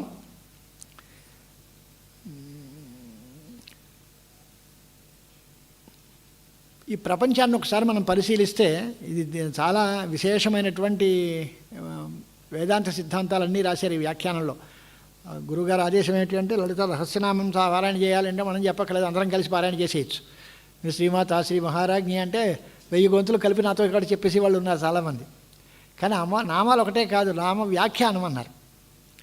ఆ నామం ఎందుకు వచ్చింది, ఆ నామం యొక్క అర్థం ఏంటి అనేటువంటిది కూడా వ్యాఖ్యలో సౌభాగ్య భాస్కరంలో భాస్కర్ రాయల వారు ఏం చెప్పారో అది చెప్పండి, దానికి ప్రచారం కావాలి మనకి అనే ఉద్దేశం జగద్గురువుల యొక్క ఆదేశం. అంచేత భాస్కర్ రాయల వారి భాష్యంలో బ్రహ్మణ అంబాయా అని ఉంది. బ్రహ్మ ఒకటి, అమ్మవారు ఒకటి. ఈ రెండు బ్రహ్మణ అంబాయా అనే దగ్గర సంస్కృతం వచ్చిన వాళ్ళకి తెలుస్తుంది. బ్రహ్మగారి యొక్క తల్లి అని అర్థమా, బ్రహ్మగారి యొక్క ఇల్లాలు అని అర్థమా, బ్రహ్మ వేరు అమ్మ వేరునా, బ్రహ్మణ అంటే బ్రహ్మే అంబ కూడా అని అర్థమా, ఈ రకరకాలైనటువంటి సందేహాలు వచ్చే అవకాశం ఉంది. దానిలో బ్రహ్మణ అంబాయా అనేవి సమానాధికరణే షష్ఠ్యౌ అన్నాడు. సమానాధికరణమైన షష్ఠులు అని అంటే అర్థం ఏంటి? సమానాధికరణం అంటే ఒకే విభక్తిలో ఉండి ఒకే అర్థాన్ని చెప్పే 2 పదాలు ఉంటే వాటికి సమానాధికరణములు అంటారు. బ్రహ్మణ అనే షష్ఠ్యంత పదం, అంబాయా అనేది షష్ఠ్యంత పదం. ఈ రెండు ఒకే అర్థాన్ని చెబుతున్నాయి. బ్రహ్మ అని ఎవరు చెప్తున్నారో, బ్రహ్మ అనుకుంటున్నామో అదే అంబ, బ్రహ్మ కంటే అంబ వేరు కాదు అనే అర్థం కోసం బ్రహ్మణ అంబాయా అని. అది మళ్ళీ ఆ బ్రహ్మలు కూడా 2 రకాలు ఉన్నాయట. బ్రహ్మ అంబ ఒకటే అని మొదటి లైన్ రాశాం. బ్రహ్మ ఎన్ని రకాలండి అని, బ్రహ్మ ద్వే బ్రహ్మణి వేదితవ్యే పరంచ అపరంచ అని ఉంది. పరబ్రహ్మ అపరబ్రహ్మ 2 రకాలు. పరబ్రహ్మ ఒక రకంగానే శుద్ధ చైతన్య స్వరూపంగా ఉంటుంది, అలా అట్టపెట్టు. రెండోది తత్ర సకలం అపరం, కళతో కూడినది అంటే గుణములతో కూడినది సగుణమైన రూపము. రెండోది అపరబ్రహ్మ. పరబ్రహ్మ అపరబ్రహ్మ. అపరబ్రహ్మ రెండు రకాలు. తద్విధం జగన్నియామకం జగదాత్మకంచ. ఈ జగత్తు రూపంలో ఉండేటువంటి బ్రహ్మ, ఈ జగత్తుని నియమించేటువంటి బ్రహ్మ. మనం ఇప్పుడు గవర్నమెంట్ మనం రూల్ ఫారం అవుతున్నాం అనుకోండి, ఎలక్షన్స్ కాకముందు వాళ్ళు మనం అందరూ ప్రజలమే కదా, వాళ్ళు ఓటర్లే, మనలో ప్రజలలో ఒక భాగమే. ఎన్నుకున్న తర్వాత వాళ్ళు పరిపాలకులు అయ్యారు, మనం పరిపాలింపబడే వాళ్ళం అయ్యాం. తేడా ఏముంది? అంతా ఒకటే. ఈ ప్రపంచంలో భాగమే కదా వాళ్ళందరూ కూడా, మనలో ఒక భాగమే వాళ్ళు కూడా. అలాగే ఈ అపరబ్రహ్మలో జగత్తు, జగన్ నియామకుడు రెండు రకాలు ఉన్నాయి. అది రెండు రకాలు. జగత్ రూపంగా ఉన్న బ్రహ్మ ఒకటి, జగన్ నియామకమైన బ్రహ్మ ఒకటి. ఆ జగన్ నియామకమైన బ్రహ్మ ఈశ్వరుడు, దేవతలు అలాంటి వాళ్ళు. జగద్ రూపమైనది అంటే చరాచర జగత్ అంతా, ప్రపంచం అంతా దానిలోనే ఉంటుంది. అంచేత మొదటి ఏం తీసుకొచ్చారు? బ్రహ్మ అమ్మ ఒకటే. బ్రహ్మ రెండు రకాలు, పరబ్రహ్మ అపరబ్రహ్మ. ఆ అపరబ్రహ్మ మళ్ళీ రెండు రకాలు, జగద్ రూపమైనది, జగన్ నియామకమైనది అని విడగొట్టారు. జగన్నియంత జగదాత్మకశ్చ అనే మాట ఉంది. శివకర్త శివోభోక్త శివ సర్వమిదం జగత్ అనేటువంటిది కూడా మనకి సూత్ర సంహిత, స్కాంద పురాణం మొదలైన భాగాల్లో కనిపిస్తూ ఉంటాయి. శివుడే కర్త, శివుడే భోక్త, శివుడే సర్వము, శివుడే ఈ జగత్తంతా అనే అర్థం కూడా చెప్తున్నారు. కనుక జగత్ రూపంగానూ ఆయనే ఉన్నాడు, జగన్ నియామకుడు కూడా ఆయనే ఉన్నాడు అనేటువంటి మాట ఉంది. వేదాల్లో కూడా అసో కామయత బహుశ్యాం ప్రజా ఏయేతి అని ఉంది. ఇది వేదాంత సిద్ధాంతం. ప్రకృతిశ్చ ప్రతిజ్ఞాదృష్టాంతానుపరోధాత్ అని వేదవ్యాసుల వారి బ్రహ్మసూత్రం. ప్రకృతిశ్చ ప్రతిజ్ఞాదృష్టాంత అనుపరోధాత్. ఉపాదాన కారణము బ్రహ్మమే, నిమిత్త కారణం కూడా బ్రహ్మమే, అభిన్న నిమిత్తోపాదానం బ్రహ్మ అని వేదాంత సిద్ధాంతం. ఈ జగదాత్మకమైన బ్రహ్మ మళ్ళీ రెండు రకాలు, చరము అచరము, కదిలేది కదలది. చరాచర జగత్తు అంటాం కదా మనం. చరాచర జగత్తు అంటే కదిలే స్వభావం కలిగినటువంటి ప్రపంచం కొంత, చదలకుండా ఉండేటువంటిది కొంత. బ్రహ్మచరాచర భేదాద్ ద్వివిధం, ద్వివిధమపి హిరణ్యగర్భాది భేదాద్ వియదాది భేదాచ్చ అనేక విధం. వాడు మళ్ళీ చరుడు అచరుడు అనే దగ్గర కూడా అచరమైనటువంటిది హిరణ్యగర్భ ప్రజాపతిగా ఉంటాడు, లేదా అచరమైనటువంటివి కొన్ని చరమైనటువంటివి హిరణ్యగర్భుడు. అచరము అనేటువంటిది కదలకుండా ఉన్నది, ఏదో ఆకాశము వాయువు అలాంటివి, అలాంటి రూపంలో కూడా అనేక రకాలుగా ఉంటాయి. అంటే మొత్తం ప్రపంచమంతా బహువిధాలుగా వ్యాపించి ఉంది అనే భావంతో అలాంటి వాళ్ళందరినీ ఉద్ధరించడం కోసం, వాళ్ళందరికీ కూడా భక్తుల యందు అనుగ్రహం కోసం ఈ రకమైనటువంటి శక్తిని చెప్పి, ఆ శక్తులు బృహన్నారదీయ శృతిలో చెప్పారట. జగత్కర్త అయినటువంటి ఆ శక్తి, పరాశక్తి కొన్ని చోట ఉమేతి కేచిదాహుస్తాం శక్తిం లక్ష్మీం తథాపరే భారతీత్యపరే చైనాం గిరిజేత్యంబికేతి చ దుర్గేతి భద్రకాళీతి చండీ మాహేశ్వరీతి చ కౌమారీ వైష్ణవీ చేతి వారాహీతి తథాపరే బ్రాహ్మీతి విద్యావిద్యేతి మాయేతి చ తథాపరే ప్రకృతిశ్చ పరాచేతి వదంతి పరమర్షయః అని అనేక పేర్లు, అనేక నామాలతో ఆ అమ్మవారిని వర్ణించే రకరకాలైన పురాణాలు. వేదాల్లో కూడా ఏకథా బహుధా చైవ దృశ్యతే జలచంద్రవత్ దృష్టాంతం చెప్పారు. ఒక రూపంలో ఉన్నది ఆయనే, బహురూపాల్లో ఉన్నది ఆయనే. ఎలాగండి అని, ఆకాశంలో చంద్రుడు ఒకడే ఉంటాడు, కింద నీటిలో తరంగాలు వచ్చినప్పుడు ప్రతి కెరటంలోనూ ఓ చంద్రబింబం ఉంటుంది. ఇది బహుధాన్. పైనుండే ఒకటి చంద్రుడు ఒకడు, అది ఒరిజినల్ బింబం. ప్రతిబింబాలు చాలామంది, అంటే ఒక రూపంలో ఉన్న చంద్రుడు ఉన్నాడు, అనేక రూపాలు ధరించినటువంటి చంద్రుడు కూడా ప్రతిబింబ రూపంలో ఉన్నాడు. అలాగే ఈ చరాచర జగత్ అంతా కూడా అమ్మవారి యొక్క స్వరూపం. దేవ్యా వ్యాప్తమిదం విశ్వం జగత్ స్థావర జంగమం. ఈ ప్రపంచమంతా అమ్మవారి యొక్క స్వరూపము, అమ్మవారి చేతనే వ్యాపింపబడి ఉంది. ఎక్కడెక్కడ అనేది వృక్షేయాం వాయౌ వ్యోమ్ని అప్సు అగ్నౌ చ సర్వశః. ఆకాశంలో, వాయువులో, అగ్నిలో, నీళ్లలో, పృథివిలో అంతటా వ్యాపించి ఉంది. నిష్కలంతు ఏకమేవ. నిష్కలమైన అంటే నిర్గుణమైనటువంటి పరమాత్మ, పరబ్రహ్మ తత్వం అది ఒకటే ఉంది. సకలమైనటువంటి అంటే సకలం అంటే రెండు అర్థాలు. సకలం అంటే సకలం సర్వము అనే అర్థం కాదు, సకలం కళతో కూడినది అని, సగుణం అనే అర్థంలో. సగుణమైన రూపాలు అనేక రకాలుగా ఉంటాయి. సదా మే సకలే రూపే కాలద్యే అనంతభేదిని యదైవ రూపం మే తాత మనసో గోచరస్తవ తన్నిష్ఠస్తత్పరో భూత్వా తదర్చన పరోభవ యత్తు మే నిష్కళం రూపం చిన్మాత్రబలం శివం సర్వోపాధి వినిర్ముక్తం అమరం జ్ఞానేన లభ్యం క్లేశేన పరమం పదం. అంటే సగుణ సకారమైనటువంటి బ్రహ్మ ఈశ్వర ఉపాసన చేయటం కొంచెం తేలిక, నిరాకారము నిర్గుణమైనటువంటి పరమాత్మ ధ్యానం చేయడం చాలా కష్టం, ఆ జ్ఞానం సంపాదించుకోవడం చాలా కష్టం. అంచేత ఆ నిరాకారము నిర్గుణము అయిన శుద్ధ బ్రహ్మ చెప్పడానికి పదాలు శబ్దాలు ఉండవు. యతో వాచో నివర్తే అప్రాప్య మనసా అని చెప్పడానికి శబ్దములు సమర్థములు కావు, ఏ శబ్దానికి అది చెప్పబడేది కాదు, శబ్దాల చేత దొరికే విషయం కాదు అని చెప్పారు. అందుచేత సగుణము అయినటువంటి బ్రహ్మయందు శబ్దం పూర్తి ఉంటుంది కనుక, అంటే ఓ శబ్దం మనం వాడాలి అంటే దేన్ని బట్టి వాడతాం? ఓ జాతిని బట్టి. ఇప్పుడు బ్రాహ్మణ, క్షత్రియ, వైశ్య ఇలాంటి పేర్లన్నీ పిలిస్తే దాన్ని జాతిని బట్టి. లేదో ఆయన పాఠకుడు, గాయకుడు, నర్తకుడు అంటే వాడు చేసే పనిని బట్టి. వాడు నీలహ, పీతహ అంటే గుణాన్ని బట్టి, రంగుని బట్టి, గుణాలని బట్టి, జాతిని బట్టి, వాడు చేసే పనిని బట్టి ఇలాంటి పేర్లు వాడచ్చు, శబ్దాలు వాడచ్చు. అవేమీ లేని వాడికి ఏ పేరుతో వాడతాము? జాతి శబ్దాలు ఆయన ఎందుకు జాతి లేదు, గుణశబ్దాలు ఆయన ఎందుకు గుణాలు లేవు, నిర్గుణం నిష్కలస్ చేయవా, ఆయన ఎందుకు గుణాలు లేవు, క్రియలు లేవు, ఏం శబ్దం చేసి చెప్తాము? అంచేత శుద్ధమైనటువంటి పరమాత్మని చెప్పడానికి శబ్దాలు లేవు. అలాగే ఈ అమ్మవారు కూడా అంబ సగుణమైనటువంటి శబ్దాలను అమ్మవారిని చెప్పడానికి అయితేనే ఉంటాయి. నిర్గుణమైనటువంటి జగన్మాత యొక్క శ్రీచక శుద్ధమైనటువంటి స్వరూపం, చైతన్యమాత్రమైన స్వరూపాన్ని చెప్పడానికి పదాలు లేవు. అందుచేత ఈ స్తోత్రాలు ఏమిటి అంటే శబ్దానాం ప్రవృత్తి నిరాబాధైవ సగుణే బ్రహ్మణి ప్రవృత్తి నిమిత్తభూతానాం ధర్మాణం సత్వాత్. ప్రవృత్తి నిమిత్తములైనటువంటి జాతి గుణక్రియాదులు ఆవిడ యందు ఉంటాయి కనుక అక్కడ శబ్దాలు ఉంటాయి. మరి నిర్ధర్మకాన్ని చెప్పడానికి వాడతాం అంటే లక్షణజా చెప్పుకోవాలి తప్ప శక్తి లేదు. ఇప్పుడు మనకి తత్వమసి, అహం బ్రహ్మాస్మి ఇలాంటి వాక్యాల్లో తత్ శబ్దానికి అర్థం ఏమిటి అని అంటాం. తత్ అంటే సర్వజ్ఞత్వ విశిష్ట చైతన్యం, అది శక్యార్థం. దానికి మళ్ళీ లక్షణం చెప్పి శుద్ధ చైతన్యే లక్షణ అంటాం. సర్వజ్ఞుడైనటువంటి చైతన్యము అనే అర్థంలో తత్శబ్దం వాడితే దానికి చైతన్య మాత్రము అని అర్థం చెప్పాలి. విశిష్ట కేవలయో స్థాదాత్మ్య రూపస్య శక్తి సంబంధస్య సద్భావాత్ నిర్గుణే మిథ్యారూపస్య సంబంధస్య స్వీకారేపి అని శాస్త్రీయమైనటువంటి ఘట్టాలు తర్వాత చెప్పారనుకోండి. అందుచేత మనకి దేవీభక్తులైనటువంటి వాళ్ళందరూ ఈ రకమైన నామస్తోత్రాలు చేసి అమ్మవారిని ప్రసాదింపజేసుకుని మనోరథాలన్నింటినీ సాధించుకోవడం కోసం ఈ దేవీ ముఖం చేతనే ఈ నామసహస్రం యొక్క మహిమంతా చెప్పబడింది. నా ఆదేశం చేతనే ఈ వసిన్యాది వాగ్దేవతలు దీన్ని వ్రాశారు.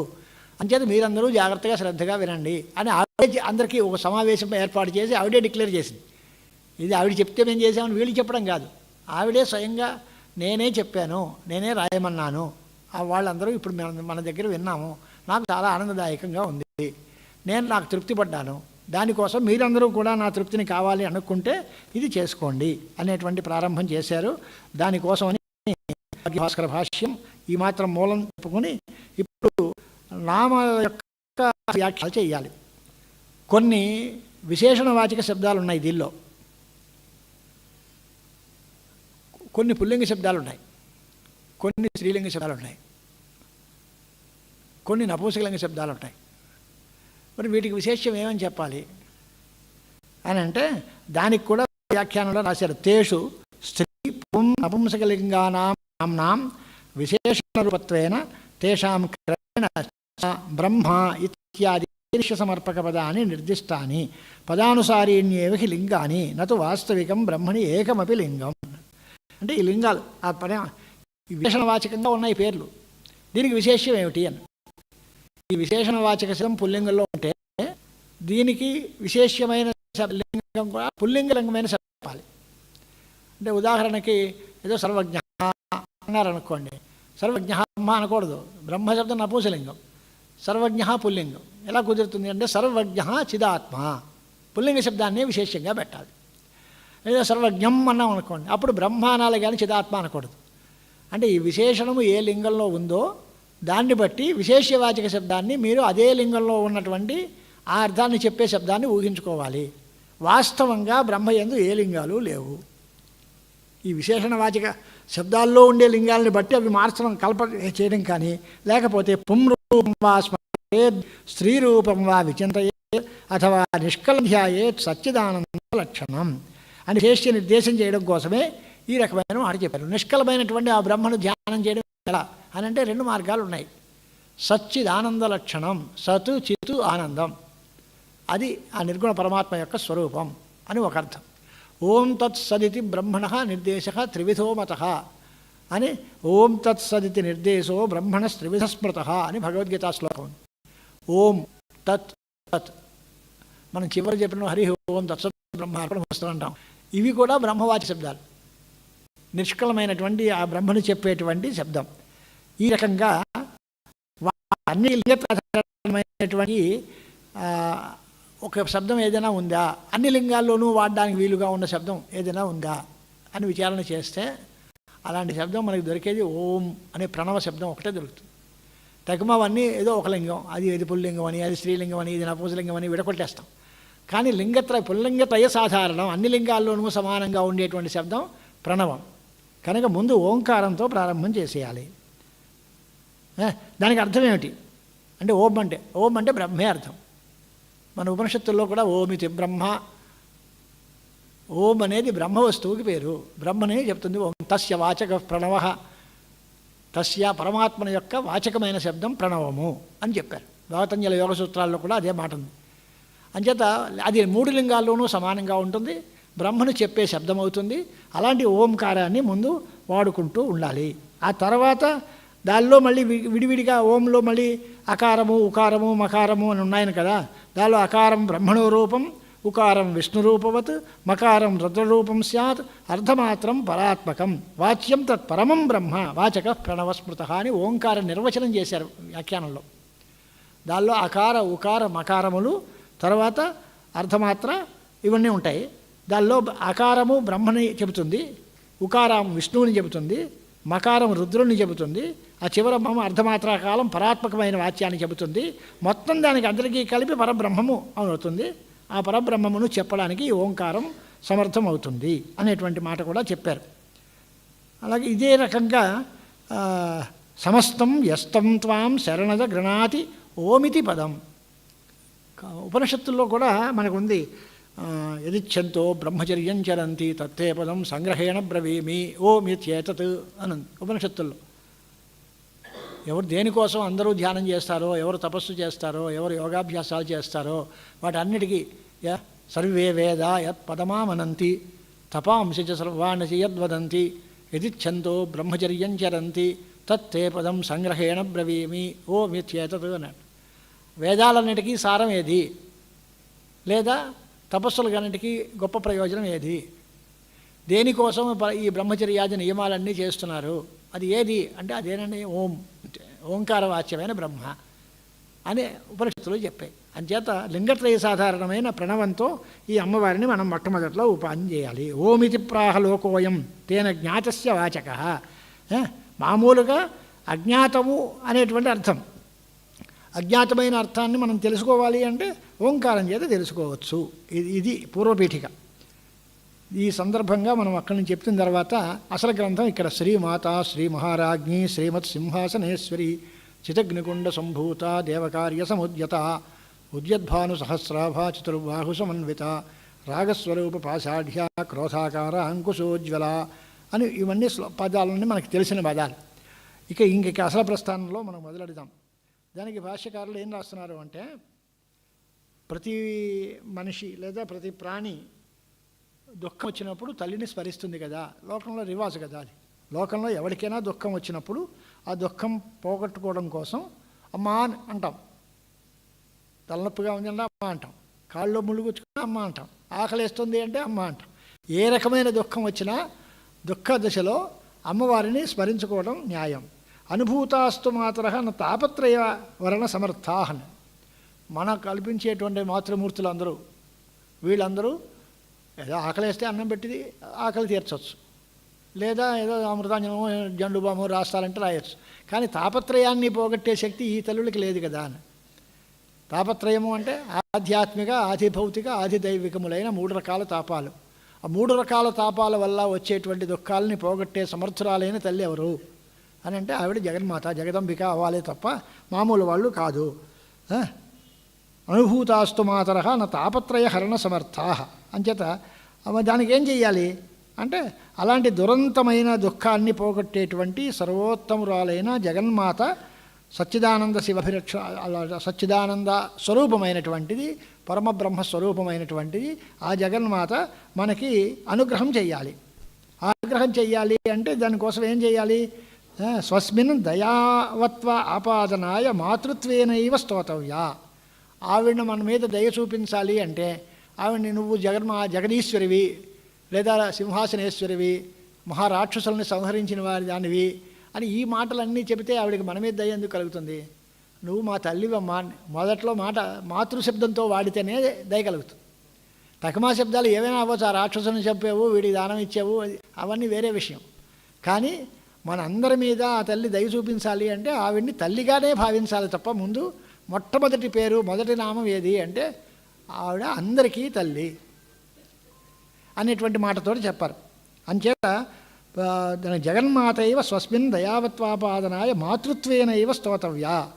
ఈ స్తోత్ర ప్రయోజనము సందర్భము వీటన్నిటినీ కూడా చెప్పినప్పుడు చిట్ట చివరికి ముక్తిదా ముక్తి రూపిణి అని ఉంటుంది, మోక్షం పర్యవసానం వరకు వెళుతుంది. ఈ దుఃఖాలు పోగొట్టుకోవాలి, అభివృద్ధి కల్పించాలి, అన్నపానాదులు సమృద్ధిగా కల్పించాలి, ఇహలోక భోగాల్ని కల్పించాలి, శత్రువుల నుంచి రాబడిన రక్షణ కల్పించాలి. ఇవన్నీ అవుతూ చిట్ట చివరికి మోక్షం వరకు వెళ్ళాలి. ముక్తి ప్రదా దుర్గా పరమేశ్వరి ఇన్ని రకాల ప్రయోజనాల్ని కూడా మనకి కల్పించి తీరాలి. దానికోసం ఆరంభంలో మొట్టమొదటి మాట శ్రీమాత అని పేరు వాడారు. ఈ శ్రీమాత అనే పదానికి అర్థం ఎంత అంటే శ్రీ అనేదానికి పూజ్యార్థకంగా చెప్పారు, మాత అంటే తల్లి, అయిపోయారు. దీనికి భాష్యం ఎందుకు, సౌభాగ్య భాస్కరం ఎందుకు, ఆయన ఎన్ని రకాలు రాస్తారో చూడండి. శ్రీమాత అంటే శ్రీ శబ్దానికి అర్థం ఏమిటి? సాహి శ్రీ అంటే లక్ష్మీ అమ్మవారు. శ్రీయ మాత అంటే లక్ష్మి యొక్క తల్లి అని అర్థం. లక్ష్మికి తల్లి ఇది కొత్త మాట చెప్పారండి. లక్ష్మికి తల్లి ఏంటి అంటే ఈ లక్ష్మి ఒకటే కాదండి, సరస్వతి కూడా, అలాగే పార్వతి కూడా. ముగ్గురు తల్లులకి మూలపుటమ్మ, అమ్మలగన్నయమ్మ అమ్మలగన్నయమ్మ అంటే అర్థం ఏంటి అంటే మహాలక్ష్మి, మహాకాళి, మహాసరస్వతి స్వరూపమైనటువంటి 3 శక్తులకి మూలశక్తి అనే అర్థంలో ఈ శ్రీ అనేది లక్ష్మిని చెప్పే శబ్దం. అది వాగ్దేవిని వాళ్ళని కూడా లక్షణగా సంగ్రహిస్తుంది. ముగ్గురు శక్తులు, మాతృత్రయం, ముగ్గురు మాతలు, వాళ్ళకి తల్లి అని అర్థం చెప్పాలి.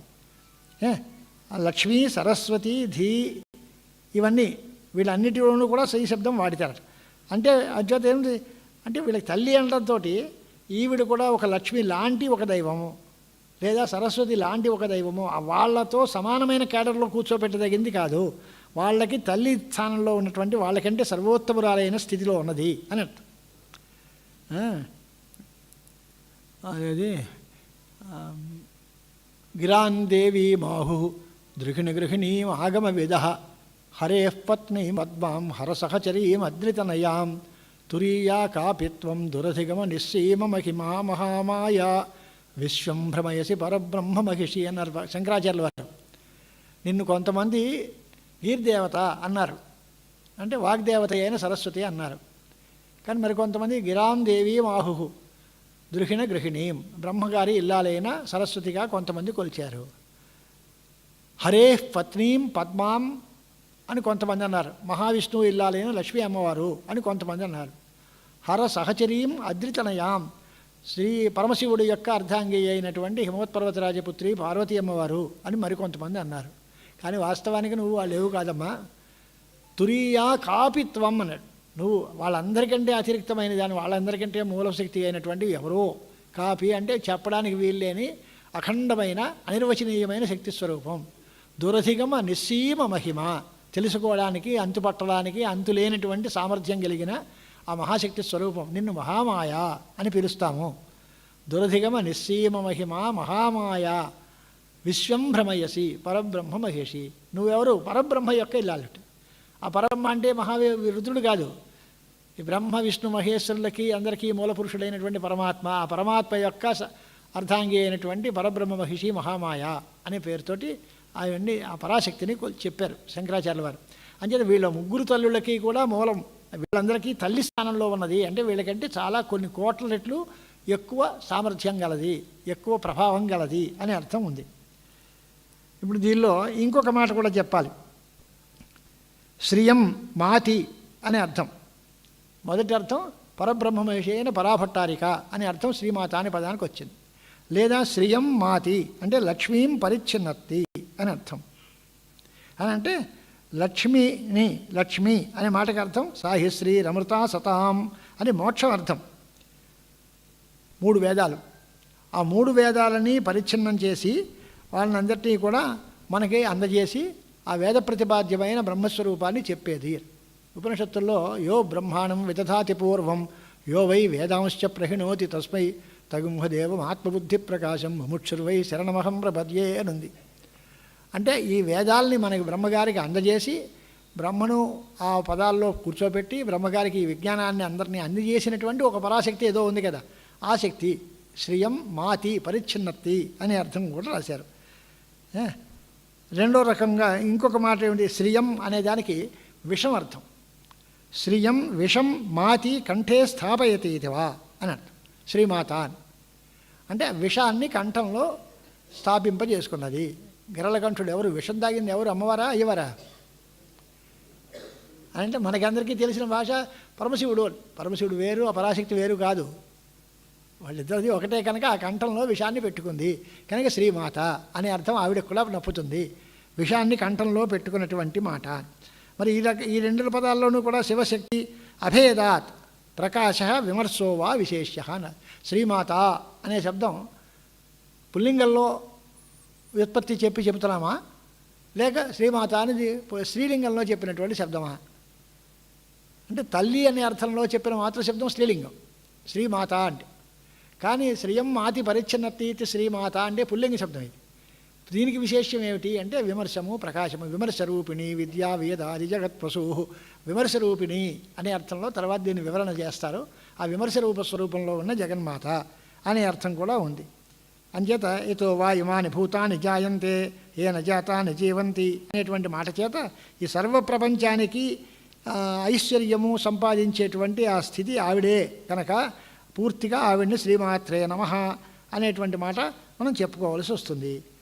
అలాగే ఈశానో భూతభవ్యస్య అనే దానివల్ల జగన్మాత అనే అర్థం తెలిసిన తర్వాత తల్లి అనే అర్థం చెప్పుకోవచ్చు, లేదా విషాన్ని నిలబెట్టుకున్నది అని అర్థం చెప్పవచ్చు, లేదా మోక్షాన్ని ప్రసాదించేది అని అర్థం, లేదా వేదత్రయము అనేటువంటి శ్రీని అంతటినీ కూడా మనకు అనుగ్రహింపజేసేది అని అర్థం.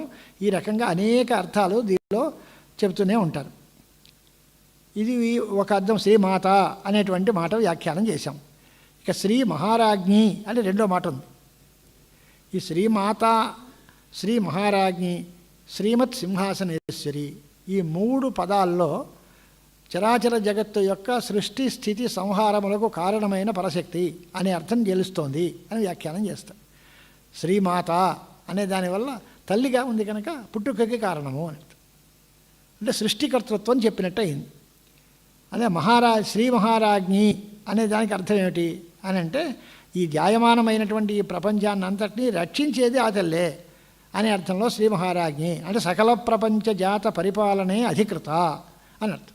సమస్త విధమైనటువంటి ప్రపంచజాతం అంటే ఈ ప్రపంచ సమూహం చరాచర జగత్తంతా దీన్ని అందరినీ పరిపాలన చేయడంలో అధికారం గలది అనే అర్థంలో రాజా శబ్దం వాడారు.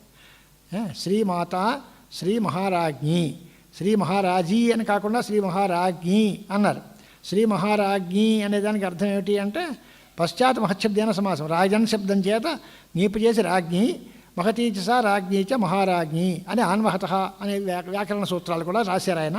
అది అంటే సకల ప్రపంచమునకు పరిపాలించడానికి సమర్థురాలైనది అని అర్థం. మూలంలో వేదంలో ఏమనుంది, యతో వా ఇమాని భూతాని జాయంతే అని మొదటిది సృష్టికర్తృత్వం. ఏన జాతాని జీవంతి పుట్టినవన్నీ దేని చేత నిలుస్తున్నాయో, ఎవరి చేత నిలబెట్టబడుతున్నాయో అది రెండో మాట. అంటే స్థితికర్తృత్వం చెప్పినట్టు దీనిలో. ఆ తర్వాత మళ్ళీ మూడోది సింహాసనారూఢ కదా ఉంది. శ్రీమత్ సింహాసనేశ్వరి అనే మాట. శ్రీమత్ సింహాసనేశ్వరి అనే మాటకు అర్థం ఏమిటి అంటే సింహమారుహ్య కన్యాత్వే నిహత మహిషోనయ మహిషగ్ని తతో దేవి తథా సింహాసనేశ్వరి అని సింహాసనం అనేది ప్రపంచ సామ్రాజ్య లక్ష్మి సింహాసనము. దానికి ఈశ్వరి అంటే సింహం ఆసనం మీద కూర్చున్నది మామూలు అర్థం. సింహాసనం మీద, వ్యాఘ్రాసనం సింహాసనం 2 రకాలు ఉన్నాయి అమ్మవారికి. వ్యాఘ్రవాహిని, సింహవాహిని అనేది రకరకాల అవతార భాగాలను బట్టి. సింహాసనమందు అంటే సింహం అనే ఆసనం మీద కూర్చుంది అని అర్థం. లేదా సింహ శబ్దానికి హింస అర్థం. సింహో హింస విపర్యయాత్ అనే వ్యాకరణ సూత్రాల్లో హినస్థితి సింహ, హింసించేది అని అర్థం. కనుక ఈ లయార్థకమైన శబ్దం ఇది. శ్రీమత్ సింహాసనేశ్వరి, సింహశబ్ద హింసార్థక. హింస అనేదానికి అర్థం ఆ హింస చేత అసనం క్షేపణం నిరాశ ఇది యావత్. సింహ అసనం కలపాలి, ఆసనం కాదు. సింహ అసనం అంటే ఆ సింహము అనే దాని చేత అంటే హింస చేత, క్షేపణం అంటే నిరాశ, ఈ సర్వ ప్రపంచాన్ని నిరసింపజేసేది అని అర్థం. అంటే జగత్ సంహారకారకమైన శక్తి స్వరూపము అని అర్థం. దానికేంటి యత్ప్రయంద్యభిసంవిశంతి అని మూలం. మంత్రార్థం ఇది. యతో వా ఇమాని భూతాని జాయంతే ఏ నజాతాని జీవంతి యత్ప్రయంద్యభిసంవిశంతి అని ఉపనిషత్తులలో ఏ బ్రహ్మ నుండి జగత్తు పుట్టిందో, ఏ బ్రహ్మ చేత జగత్తంతా నిలుస్తుందో, ఏ బ్రహ్మ యందే జగత్తు లయం చెంది సంవత్సరాల్లో లీనమైపోతుందో అది పరబ్రహ్మ అని అక్కడ చెప్పారు. ఆ పదాన్ని, ఆ అర్థాన్ని ఉపనిషత్ వేద్యమైనటువంటి అర్థాన్నే బ్రహ్మ యొక్క లక్షణాలుగా చెప్పి సృష్టి స్థితి లయ కారణం బ్రహ్మ అంటాం. అలాంటి పరబ్రహ్మయే ఈ పరమారాశక్తి లలితాపరాభట్టారిక అని 3 పేర్లలో 3 నామాలు శ్రీమాత, శ్రీ మహారాజ్ఞి, శ్రీమత్ సింహాసనేశ్వరి అనేటువంటి పేరుతో చెప్పారు. సింహాసనేశ్వరి అన్నారు కదా, సింహాసన స్థిత అనేదో అనొచ్చగా ఈశ్వరీ శబ్దం ఎందుకు అని అంటే దాని యందు సమర్థురాలు అని అర్థం.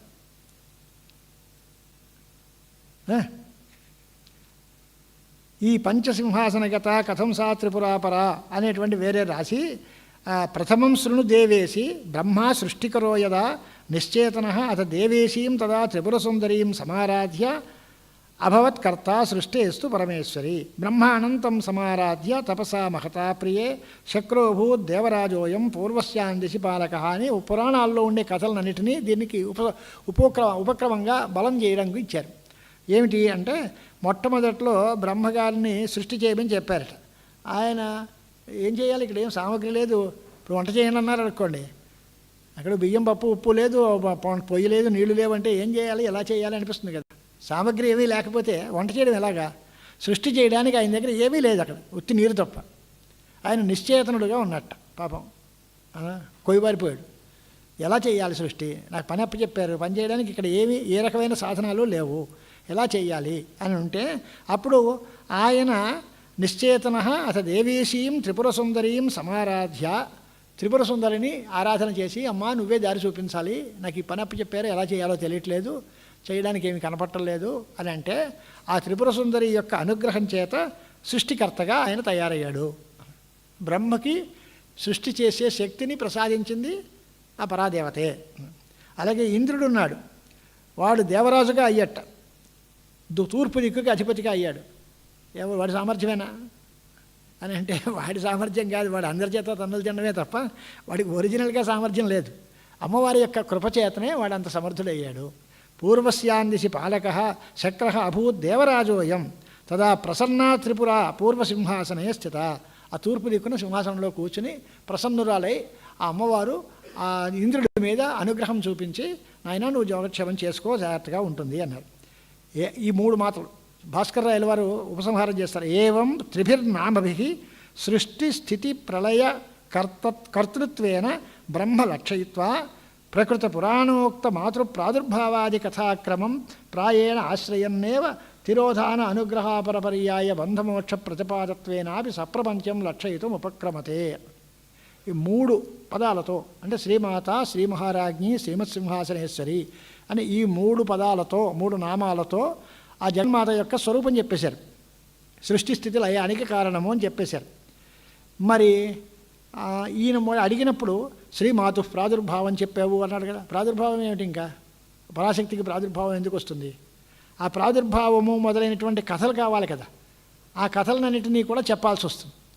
దేవకార్య సముద్యత అని కదా, దేవతా కార్యాలన్నింటినీ చక్కబెట్టడం కోసం ఆవిడ రకరకాల అవతారాలు ఎత్తింది, రకరకాల ఆయుధాలు ధరించింది, రకరకాలైనటువంటి లీలలు చూపించింది అనే అర్థం చెప్పాలి.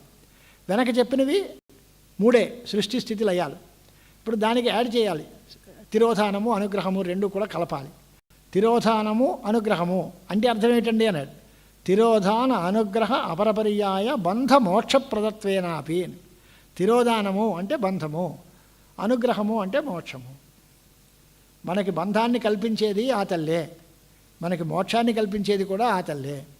ఈ జగత్తు యొక్క సృష్టి స్థితి సంహారాలకి కారణము. ఈ జగత్తునిలో మనందరినీ బంధింపజేసి దుఃఖానికి ఇచ్చేది ఆవిడే. దీనిలోంచి బయటపడేసి మోక్షాన్ని ఇప్పించేది కూడా ఆ తల్లే అని ఆవిడ యొక్క అవతార విశేషాలన్నిటినీ ఆధారం చేసుకుని బంధమోక్షప్రదంగా కూడా అమ్మవారిని వర్ణించుకోవడం కోసం ఇక్కడి నుంచి ప్రారంభం చేస్తున్నారు. తర్వాత కథ అంతా చిదగ్నికుండ సంభూత దేవకార్య సముద్యత అనే మాట. చిదగ్నికుండ సంభూత అనే దగ్గర అర్థం ఏంటి? చిత్ అగ్ని అంటే చిత్ రూపమైనటువంటి సంవిద్ రూపం, జ్ఞానస్వరూపమైన అగ్ని దానిలోంచి పుట్టింది అని అర్థం. ఎలా పుడుతుంది? చైతన్యమే కదా ధర్మం. ఆ ధర్మంలోంచి ఎలా పుట్టింది అని అంటే శక్తిమతో రభేదాత్. చిచ్చక్తి పరమేశ్వరస్య విమలా చైతన్యమేవోచ్యతే అని సంక్షేప శారీరకాచార్యుల వారి వచనం. చిచ్చక్తి అన్న చైతన్యము అన్న తేడా లేదు, ఒకటే. శక్తికి శక్తి గలదానికి తేడా లేదు. శక్తిమతో రభేద అనేటువంటి మాట. తస్య కుండాత్ సంభూత ప్రాదుర్భూత. అది ఏమిటిది కుండం అంటే జ్ఞాన అగ్ని సర్వకర్మాణి భస్మసాత్ కురుతే అర్జున. జ్ఞానం అనే అగ్ని, అదే చిదగ్ని అంటే. చిత్ అంటే జ్ఞానం, చిదగ్ని అంటే జ్ఞానాగ్ని. ఆ జ్ఞానాగ్ని యొక్క కుండము చోతి దానిలోంచి ఉత్పన్న. ధుంధుమారస్తథోభవత్ అని రేణుకాపురాణంలో మాట ఉంది. సంభూత అంటే ఉత్పన్న అంటే ఆ రూపంలో బయటకు వచ్చింది అని అర్థం. అంటే ఒకే రకమైనటువంటి ఆ పరమాత్మ స్వత్వమే కుండముగా ఉండి ఆ కుండములో హోమాలు చేసేటువంటి సందర్భంలో దానిలోంచి ప్రాదుర్బభూవ పరమం తేజఃపుంజమయం మహత్ కోటి సూర్యప్రతీకాశం చంద్రకోటి సుశీతలం తన్మధ్యత సముదభూత్ చక్రాకారం అనౌపమం తన్మధ్యతో మహాదేవీ ఉదయార్క సమప్రభాం అని ఆరంభం చేసి సర్వే తాం విలోక్య మహాదేవీం దేవా సర్వే సవాసవాహ ప్రణేములు ముదితాత్మాన భూయో భూయ అఖిలాత్మికాం అనేంతవరకు ఆ అమ్మవారు అవతరించిన దగ్గర ఆ జ్ఞానాగ్నిలోంచి ఆ కుండలలోంచి ఆవిర్భవించిన జగన్మాతని దేవతలందరూ స్తోత్రం చేశారు అని అర్థం చెప్పారు. ఈవిడ దానిలోంచి వచ్చింది అన్నారు. ఎందుకు వచ్చింది? ఈ జ్ఞానాగ్ని జ్ఞానకుండంలోంచి ఈవిడ ఆవిర్భవించింది అన్నారు కదా. ఆవిర్భవించడం ఎందుకు? చిదగ్నికుండ సంభూత అంటే పుత్తి స్వరూపంగా శుద్ధమైనటువంటి చైతన్య స్వరూపంగా ఉండి జగత్ సృష్టి స్థితి లయాలకి కారణమైన ఏ పరాశక్తి ఉందో అది జ్ఞానాగ్ని అనే కుండంలోంచి ఆవిర్భవించింది. ఎందుకు అంటే దేవకార్య సముద్యత, దేవతల యొక్క కార్యాలు. ఏది? మహిషాసుర వధ, భండాసుర వధ, శుంభాసుర వధ, ఇలాంటి వధలన్నీ ఉన్నాయి. లేదా రాక్షసుల బారిపడి దేవతలందరూ చాలా ఇబ్బందులు పడ్డారు. ఆ దేవతల యొక్క కార్యాలన్నింటినీ చక్కబెట్టడం కోసం భండాసురుడు, ముండాసురుడు, చండాసురుడు, మహిషాసురుడు ఇలాంటి వాళ్ళ యొక్క రాక్షస సంహారం చేయడం కోసం దానికోసం ఆవిర్భవించింది. దేవకార్య సముద్యత. మార్కండేయ పురాణంలో ఈ మాట స్పష్టంగా చెప్పారు అని. దేవానాం కార్యసిద్ధ్యర్థం ఆవిర్భవతి సా యదా ఉత్పన్నేతి తదా లోకే సా నిత్యాప్యభిధీయతే. మనకు ఒక ప్రశ్న ఏంటి? ఆవిడికి పుట్టుకేమిటండి అని. ఉత్పత్తి నాశాలు లేకుండా ఉండేటువంటి శాశ్వతమైన బ్రహ్మతత్వం కదా అది. ఆవిడ మళ్ళీ సముద్యత ఉత్పన్న అని మాటలు ఎలా చెప్తారు అని అంటే ఆవిడ ఈ రకమైనటువంటి దేవకార్యాలని సమర్థంగా నిర్వహించుకోవడం కోసం ఎప్పుడు మనకి ఆవిర్భవిస్తుందో అదే ఉత్పత్తి అని పేరుతో పిలుస్తాం. ఆవిర్భావమే ఉత్పత్తి అంటే అక్కడ మనకి సాక్షాత్కరించడం, అక్కడ మనకు కనపడడం అంతవరకే తప్ప పుట్టింది అని అర్థం కాదు. పుడితే నాశం ఉంటుంది. జాతస్య ధ్రువో మృత్యు అని. ఆవిడికి పుట్టుక లేదు, నాశము లేదు. ఆవిడ దేవకార్యం కోసం ఈ రకమైన రూపంలో మనకి నిత్యమైనప్పటికీ కూడా ఉత్పన్న అనే పేరుతో మనం పిలుస్తూ ఉంటాం. ఆవిడ రాశారు పూర్వపురాణంలో. అహం వై ఆచితా దేవై సంస్మృత కార్యగౌరవాత్ వినింద్య దక్షం పితరం మమ ఈశ్వర వినిందకం ధర్మ సంస్థాపనార్థాయ తవ ఆరాధన కారణాత్ మేనాదేహాత్ సముత్పన్న త్వామేవ పితరం శ్రిత అన్నమాట. హిమవంతులతో చెప్పిన మాట ఇది. నేను ఇదివరకు సతీదేవిగా ఉండేవాడిని. మా నాన్నగారు పరమశివ ద్వేషంతో చాలా ఇబ్బంది పెట్టాడు. అంచేత దక్ష ప్రజాపతి గారి యొక్క కుమార్తెగా ఉన్న సతీదేవి ఆ తండ్రిని కూడా పక్కన పెట్టేసి అదంతా అక్కడ ఆ శరీరాన్ని వదిలేసి ధర్మ సంస్థాపనం కోసం ప్రత్యేకంగా పరమశివ ఆరాధన కోసం మేనాదేహంతో, మేనా అంటే హిమవంతుల భార్య, ఆ మేనాదేవి యొక్క కుమార్తెగా హిమోత్పర్వతరాజపుత్రిగా నేను మళ్ళీ పుట్టాను. పుట్టడం ఏమిటి అంటే ఈ రకంగా సాక్షాత్కరించాను అని. ఆవిడికి అంతకుముందు లేదా తర్వాత ఉండదా అంటే ఉత్పత్తి కాదు ఇది అని అర్థం. అంచేత ఉద్యత్వం అంటే ఇప్పుడు ఆవిడ మనకి కనిపిస్తోంది. వర్తమానకాలిక ఉదయవత్వం తదర్థ అని అర్థం. సో దేవకార్య సముద్యత అనే మాట అర్థం చెప్పారు. దీని తర్వాత ఉద్యద్భానుసహస్రాభ చతుర్బాహు సమన్విత అనేటువంటి మాట. ఇప్పుడు దీనికి విషయం మనం ఏం చూసుకోవాలి అంటే ఆ త్రిపురాదేవి శరీరాన్ని ధరించి మనకి కనిపిస్తోంది అని అర్థం కదా. ఇలాంటి దానికి దేవ్యాహ 3D రూపాన్ని, దేవి యొక్క రూపములు 3 రకాల రూపాలు ఉన్నాయి. ఒకటి స్థూల రూపం, రెండోది సూక్ష్మ రూపం, మూడవది పరమయమైన పరరూపం. స్థూలం అంటే ఏంటి అంటే మనలాగా కాళ్ళు చేతులు కలిగి కరచరణాది విశిష్టం స్థూలం, స్థూల రూపం. మంత్రమయం సూక్ష్మం, వాసనామయం పరం. ఇది సామాన్యం పరమంచేతి 2 రూపే విద్ధి మేనఘ అని యోగ వాసిష్టంలో చక్కగా మనకి పని చెప్తారు. పాణ్యాదియుక్తం సామాన్యం ఎత్తు మూఢాహ ఉపాసతే పరం రూపం అనాద్యంతం యన్ మమైకమనామయ అనామయం బ్రహ్మాత్మ పరమాత్మేతి శబ్దై ఏతేన ఉదీర్యతే అని మాట. అంటే స్థూల రూపం అంటే కాళ్ళు చేతులు కలిగి ఉండడం, ఆవిడ చేతిలో ఉన్న ఆయుధాలు ఆభరణాలు పెట్టుకోవడం. ఏదో కామాక్షి అండి అని ఒకరు అంటారు, కాదండి శారదా అండి, మీనాక్షి అంటారు, ఇంకో రకమైన పేరుతో పిలుస్తారు. ఇవన్నీ కాళ్ళు చేతిలో పెట్టి దానికి ఆయుధం పెట్టి ఆభరణాలు పెట్టి దీనికి పేరు పెడతాం మనం. ఇదంతా స్థూలమైన రూపం. ఇది సామాన్య ప్రజానీకం భక్తితో కొలుచుకోవడానికి ఉపయోగపడతాయి తప్ప దానికి అంతకంటే ఎక్కువ ప్రామినెన్స్ ఇవ్వక్కర్లేదు మనం. దానిలో ఉండే శక్తి అపారమైనది.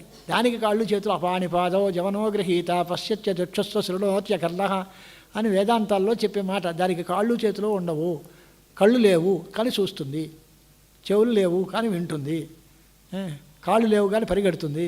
ఇలాంటి అపానిపాద జవనో గ్రహీత పశ్యతి అచక్షు శృణోతి శృణోతి చెవులు లేకుండా ఉన్నప్పటికీ కూడా వింటోంది. ఇలాంటి మాటలన్నీ కూడా వేదాంతాల్లో వినిపిస్తున్నాయి. కనుక ఆవిడకి కరపాదాది అవయవాలు ఉన్నాయా లేవా అంటే నిజానికి లేవు. మనం ఉన్నట్టుగా భావించుకుని ఆ రూపాన్ని కల్పించి ఆ చేతుల్లో రకరకాల ఆయుధాలను పెట్టి ఆ ఆయుధాలు ఆభరణాలు యొక్క స్థితిగతుల్ని బట్టి వాళ్ళకి పేర్లు పెట్టి రకరకాలుగా వ్యవహారం చేస్తున్నాం. మీకు అందరికీ కేశవ చతుర్వింశతి నామాలు అని ప్రసిద్ధిగా వినిపిస్తూ ఉంటాం కదా. కేశవ, నారాయణ, మాధవ పేర్లు. ఈ 24 పేర్లు ఎవరివి అంటే విష్ణుమూర్తివే. మరి 24 పేర్లు ఎందుకు వచ్చాయి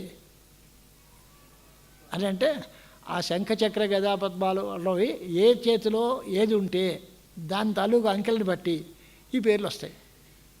కుడి చేతిలో శంఖం, రెండో చేతిలో చక్రం, లేదా ఆ చక్రం ముందు శంఖం తర్వాత కింద చక్రం పైన పద్మం, ఇలా చొప్పున పెడితే మొత్తం 4 చేతుల్లోనూ ఉండే ఈ 4 ఆయుధాలని మొత్తం మల్టిపుల్స్ చేస్తే లెక్క తెలియదు 24 వస్తాయి. ఆ దానికి కేశవ, నారాయణ, మాధవ అని పేర్లు పెట్టారు. ఎక్కడ పెట్టుకుంటే ఏమండి ఆయన చేతిలో 4 ఆయుధాలు ఉన్నాయి అంటే పోలే. కానీ ఆ ఆకారాన్ని బట్టి ఆయనకు ఆ పేరు, ఆ పేరుతో ఆ రూపం ధ్యానం చేసి ఆ నామంతో ఆయన్ని కీర్తించి ఆయన అనుగ్రహాన్ని మనం పొందడం. అలాగా దేవకార్య సముద్యత అనేటువంటి మాటతోటి వచ్చిన తర్వాత ఈవిడ ఎలాగుంది అంటే స్థూల రూపాన్ని వర్ణించాలి ముందు, తర్వాత సూక్ష్మ రూపం, తర్వాత పరమరూపం. ఈ 3 రకాల రూపాలతోటి సహస్రనామ స్తోత్రం అంతా ఎదరికి నడుస్తుంది. ముందు ఆవిడ యొక్క స్థూల రూప వర్ణనం చేశారు. ఆవిడ ఎలాగుంది అనే దానికి ముందు చతుర్బాహు సమన్విత స్థూల రూపాన్ని చెప్పేటువంటి మాట. స్థూల రూపాన్ని చెప్పడం అంటే 4 చేతులతోటి ఆవిడ ఉంటుంది. ఇది మామూలు సామాన్య అర్థం. చతుర్బాహు సమన్విత రాగస్వరూప పాషాఢ్య చతుర్భి అనే దానికి రాగ అంటే అనురక్తి, చిత్తవృత్తి విశేష. రాగ ఏవ స్వం వాసనామయం రూపం యస్య స్థూలస్య పాశస్య తేన ఆఢ్య వామ అధఃకరేత్యుక్త. క్రోధ ద్వేషాఖ్యా చిత్తవృత్తి ఆకారశబ్దాద్ అర్షాద్యత నది మళ్ళీ రాశారు. క్రోధపదేమేవ జ్ఞానపరం అని కొంతమంది. ఈ రకమైనటువంటి విచారణలో పాశము అంటే ఏమిటి, క్రోధం అంటే ఏమిటి, అంకుశం అంటే ఏమిటి, దాన్ని అన్నింటినీ కూడా మూల మంత్రాల్లోనే వినియోగం చేస్తున్నారు. దీని మొదటి మంత్రం ఏది? చతుర్బాహు సమన్విత. ఉద్యత్ భాను సహస్రాభ అంటే ఉద్యత్ అంటే ఉదయించుతున్న, భాను అంటే సూర్యులు, సహస్రం 1000 మంది. అంటే 1000 మంది సూర్యులు ఒక్కసారి ఉదయిస్తూ ఉంటే ఎంత కాంతి ఉంటుందో అటువంటి కాంతి గలది అని. అంటే ఎప్పుడో ఉదయించిన వాళ్ళ కాంతి ఇప్పుడు కాదు, ఉదయిస్తూ ఉన్న సూర్యుడు. అరుణోదయ కాలంలో సూర్యకాంతి వేరు, మధ్యాహ్నం మార్తాండ కాంతి వేరు. సూర్యుడి యొక్క కాంతిలోనే తేడాలు ఉంటాయి. ఇది అందంగానూ ఉంటుంది, అందరికీ ఆనందాన్ని కల్పిస్తుంది. అది మధ్యందిన మార్తాండ సోఫా అంటే కన్నెత్తి చూడడానికి కూడా వీలు లేకుండా ఉండేటువంటి స్థితి ఉంటుంది అక్కడ ఆ ఎండకి. అంచేది ఉద్యద్భాను సహస్రాభ అన్నారు. లౌహిత్యం ఉంటుంది అంటే అతి లోహితమైనటువంటి రూపంతో ఉంటుంది అని అర్థం. ఈ అర్థంలో ఆ దేవత దానికి విశ్వవిగ్రహ లలిత. విశ్వవిగ్రహ లలిత అంటే విశ్వమే విగ్రహంగా కలిగిన లలితాధిక లలితాదేవి. ఆవిడ శరీరం ఎక్కడుండు అంటే ప్రపంచం అంతా ఆవిడ శరీరమే, ఆవిడ లేనిది ఎక్కడ. మీరు ఇంకోసారి మనం ఎప్పుడో దేవి భాగవత కథల్లో వింటూ ఉంటాం కదా, మన అదేది శాకంభరి, అలాగే శతాక్షి, రెండు అవతారాలు ఎత్తింది అమ్మవారు. శాకంభరి అంటే ఇప్పుడు మనం అందరం దేవతాలయాల్లో ఉండేటువంటి ఆ దేవతామూర్తికి కూరలు పళ్ళు అన్నీ అలంకరిస్తాం. దాని అర్థం ఏంటి? దానికి ఆ విగ్రహానికి అంతటికీ కూరలు పళ్ళు తగిలిస్తే మనకేమిటి లాభం అని అంటే, ఆ విగ్రహానికే కాదు, ఆవిడ విగ్రహం అంతా దేవత ఎలాగుందో ఈ సర్వప్రపంచము నిండా ఆవిడే ఉంది కనుక ఆ విగ్రహానికి అంతటికీ ఫలపుష్పాలతోటి శాఖపాకాలతోటి పూర్తి చేస్తే ఈ ప్రపంచమంతా ఈ భక్ష్యాలతో నిండి ఉంటుంది. ఈ ప్రపంచం అంతా ఆవిడ ఆకారమే కనుక ఆ ఆకారం నిండా మొత్తం అంతా సమృద్ధిగా కూరలు పళ్ళు అన్నీ పెడితే మనందరికీ ఎవరికీ తినడానికి లోటు లేకుండా అందరికీ అన్నం దొరుకుతుంది అనే అభిప్రాయంతో శాకంభరి అని పేరు పెట్టారు. లోకం యొక్క ఆకలిని తీర్చడానికి ఆవిడ శాకంభరి రూపాన్ని ధరించింది. ఆవిడ ఒళ్ళు నిండా పెట్టుకుంది. మనం శ్రీకృష్ణ పరమాత్మ కథలు చెప్తూ ఉంటాం చూడండి. దూర్వాసుడు శిష్యులతో అందరితోటి వచ్చారు. ఆ పరమాత్మ ఓ మెతుకు తినికి తృప్తోస్మి అన్నాడు. తృప్తోస్మి అంటే ఆయన ఒక్కసారి బేవరం చేరితే ఈ 1000 మంది శిష్యులకి ఆకలి తీరిపోయి వీళ్ళందరూ ఇంకా ఆకలి ఎక్కలేదు, నేను రాలేదు అని. వీళ్ళందరూ వాళ్ళ స్వరూపమే అక్కడ ఆయన. వీళ్ళందరూ ఎవరు ఆయనకంటే వేరు కాదు. ఆయన నాకు ఆకలి పోయింది అంటే వీళ్ళందరూ ఆకలి పోతుంది. ఆయన ఆకలితో ఉన్నాను అంటే వీళ్ళందరికీ ఆకలి ఉంటుంది. విశ్వాత్మకుడైనటువంటి పరమాత్మ సంతోషిస్తే అని అర్థం. విశ్వవిగ్రహ లలిత ఎప్పుడైతే ప్రీతి చెందుతుందో అప్పుడు జగత్తంతా ప్రీతి చెందుతుంది. అది శాకంభరీదేవి అవుతారు. మరి దాహం తీర్చడానికి మార్గం ఏమిటి అంటే శతాక్షి ఒళ్ళంతా కళ్ళు పెట్టుకు చూసిందట. శతశబ్దానికి అసంఖ్యాకమైన అర్థం, 100 అని అర్థం కాదు, లెక్కలేనండి కళ్ళు గలది. కళ్ళు ఎందుకండి అంటే కంటితో కరుణారసం దయా సమృద్ధ వర్షం కురిపిస్తుంది ఆవిడ. ఆ దయతో మనందరం చక్కగా అమృత వర్షం తాగినట్టుగా మనందరికీ దాహం తీరిపోతుంది. ఆవిడ ఒంటి నిండా కళ్ళే అంటే ప్రపంచమంతా ఆవిడ కళ్ళతో కరుణ దయ చూపించింది. అంతా ఆవిడ దయకి పాత్రలు అయ్యారు. ఇంకా దప్పికి ఎక్కడుంటుంది, అందరికీ పోతుంది. అంటే ఆకలిని తీర్చడానికి శాకంభరి అవతారం, దాహం తీర్చడానికి శతాక్షి అవతారం అమ్మవారు ఎత్తారు అని అక్కడ చెప్తాం మనం దేవి భాగవత కథల్లో చెప్పేటప్పుడు.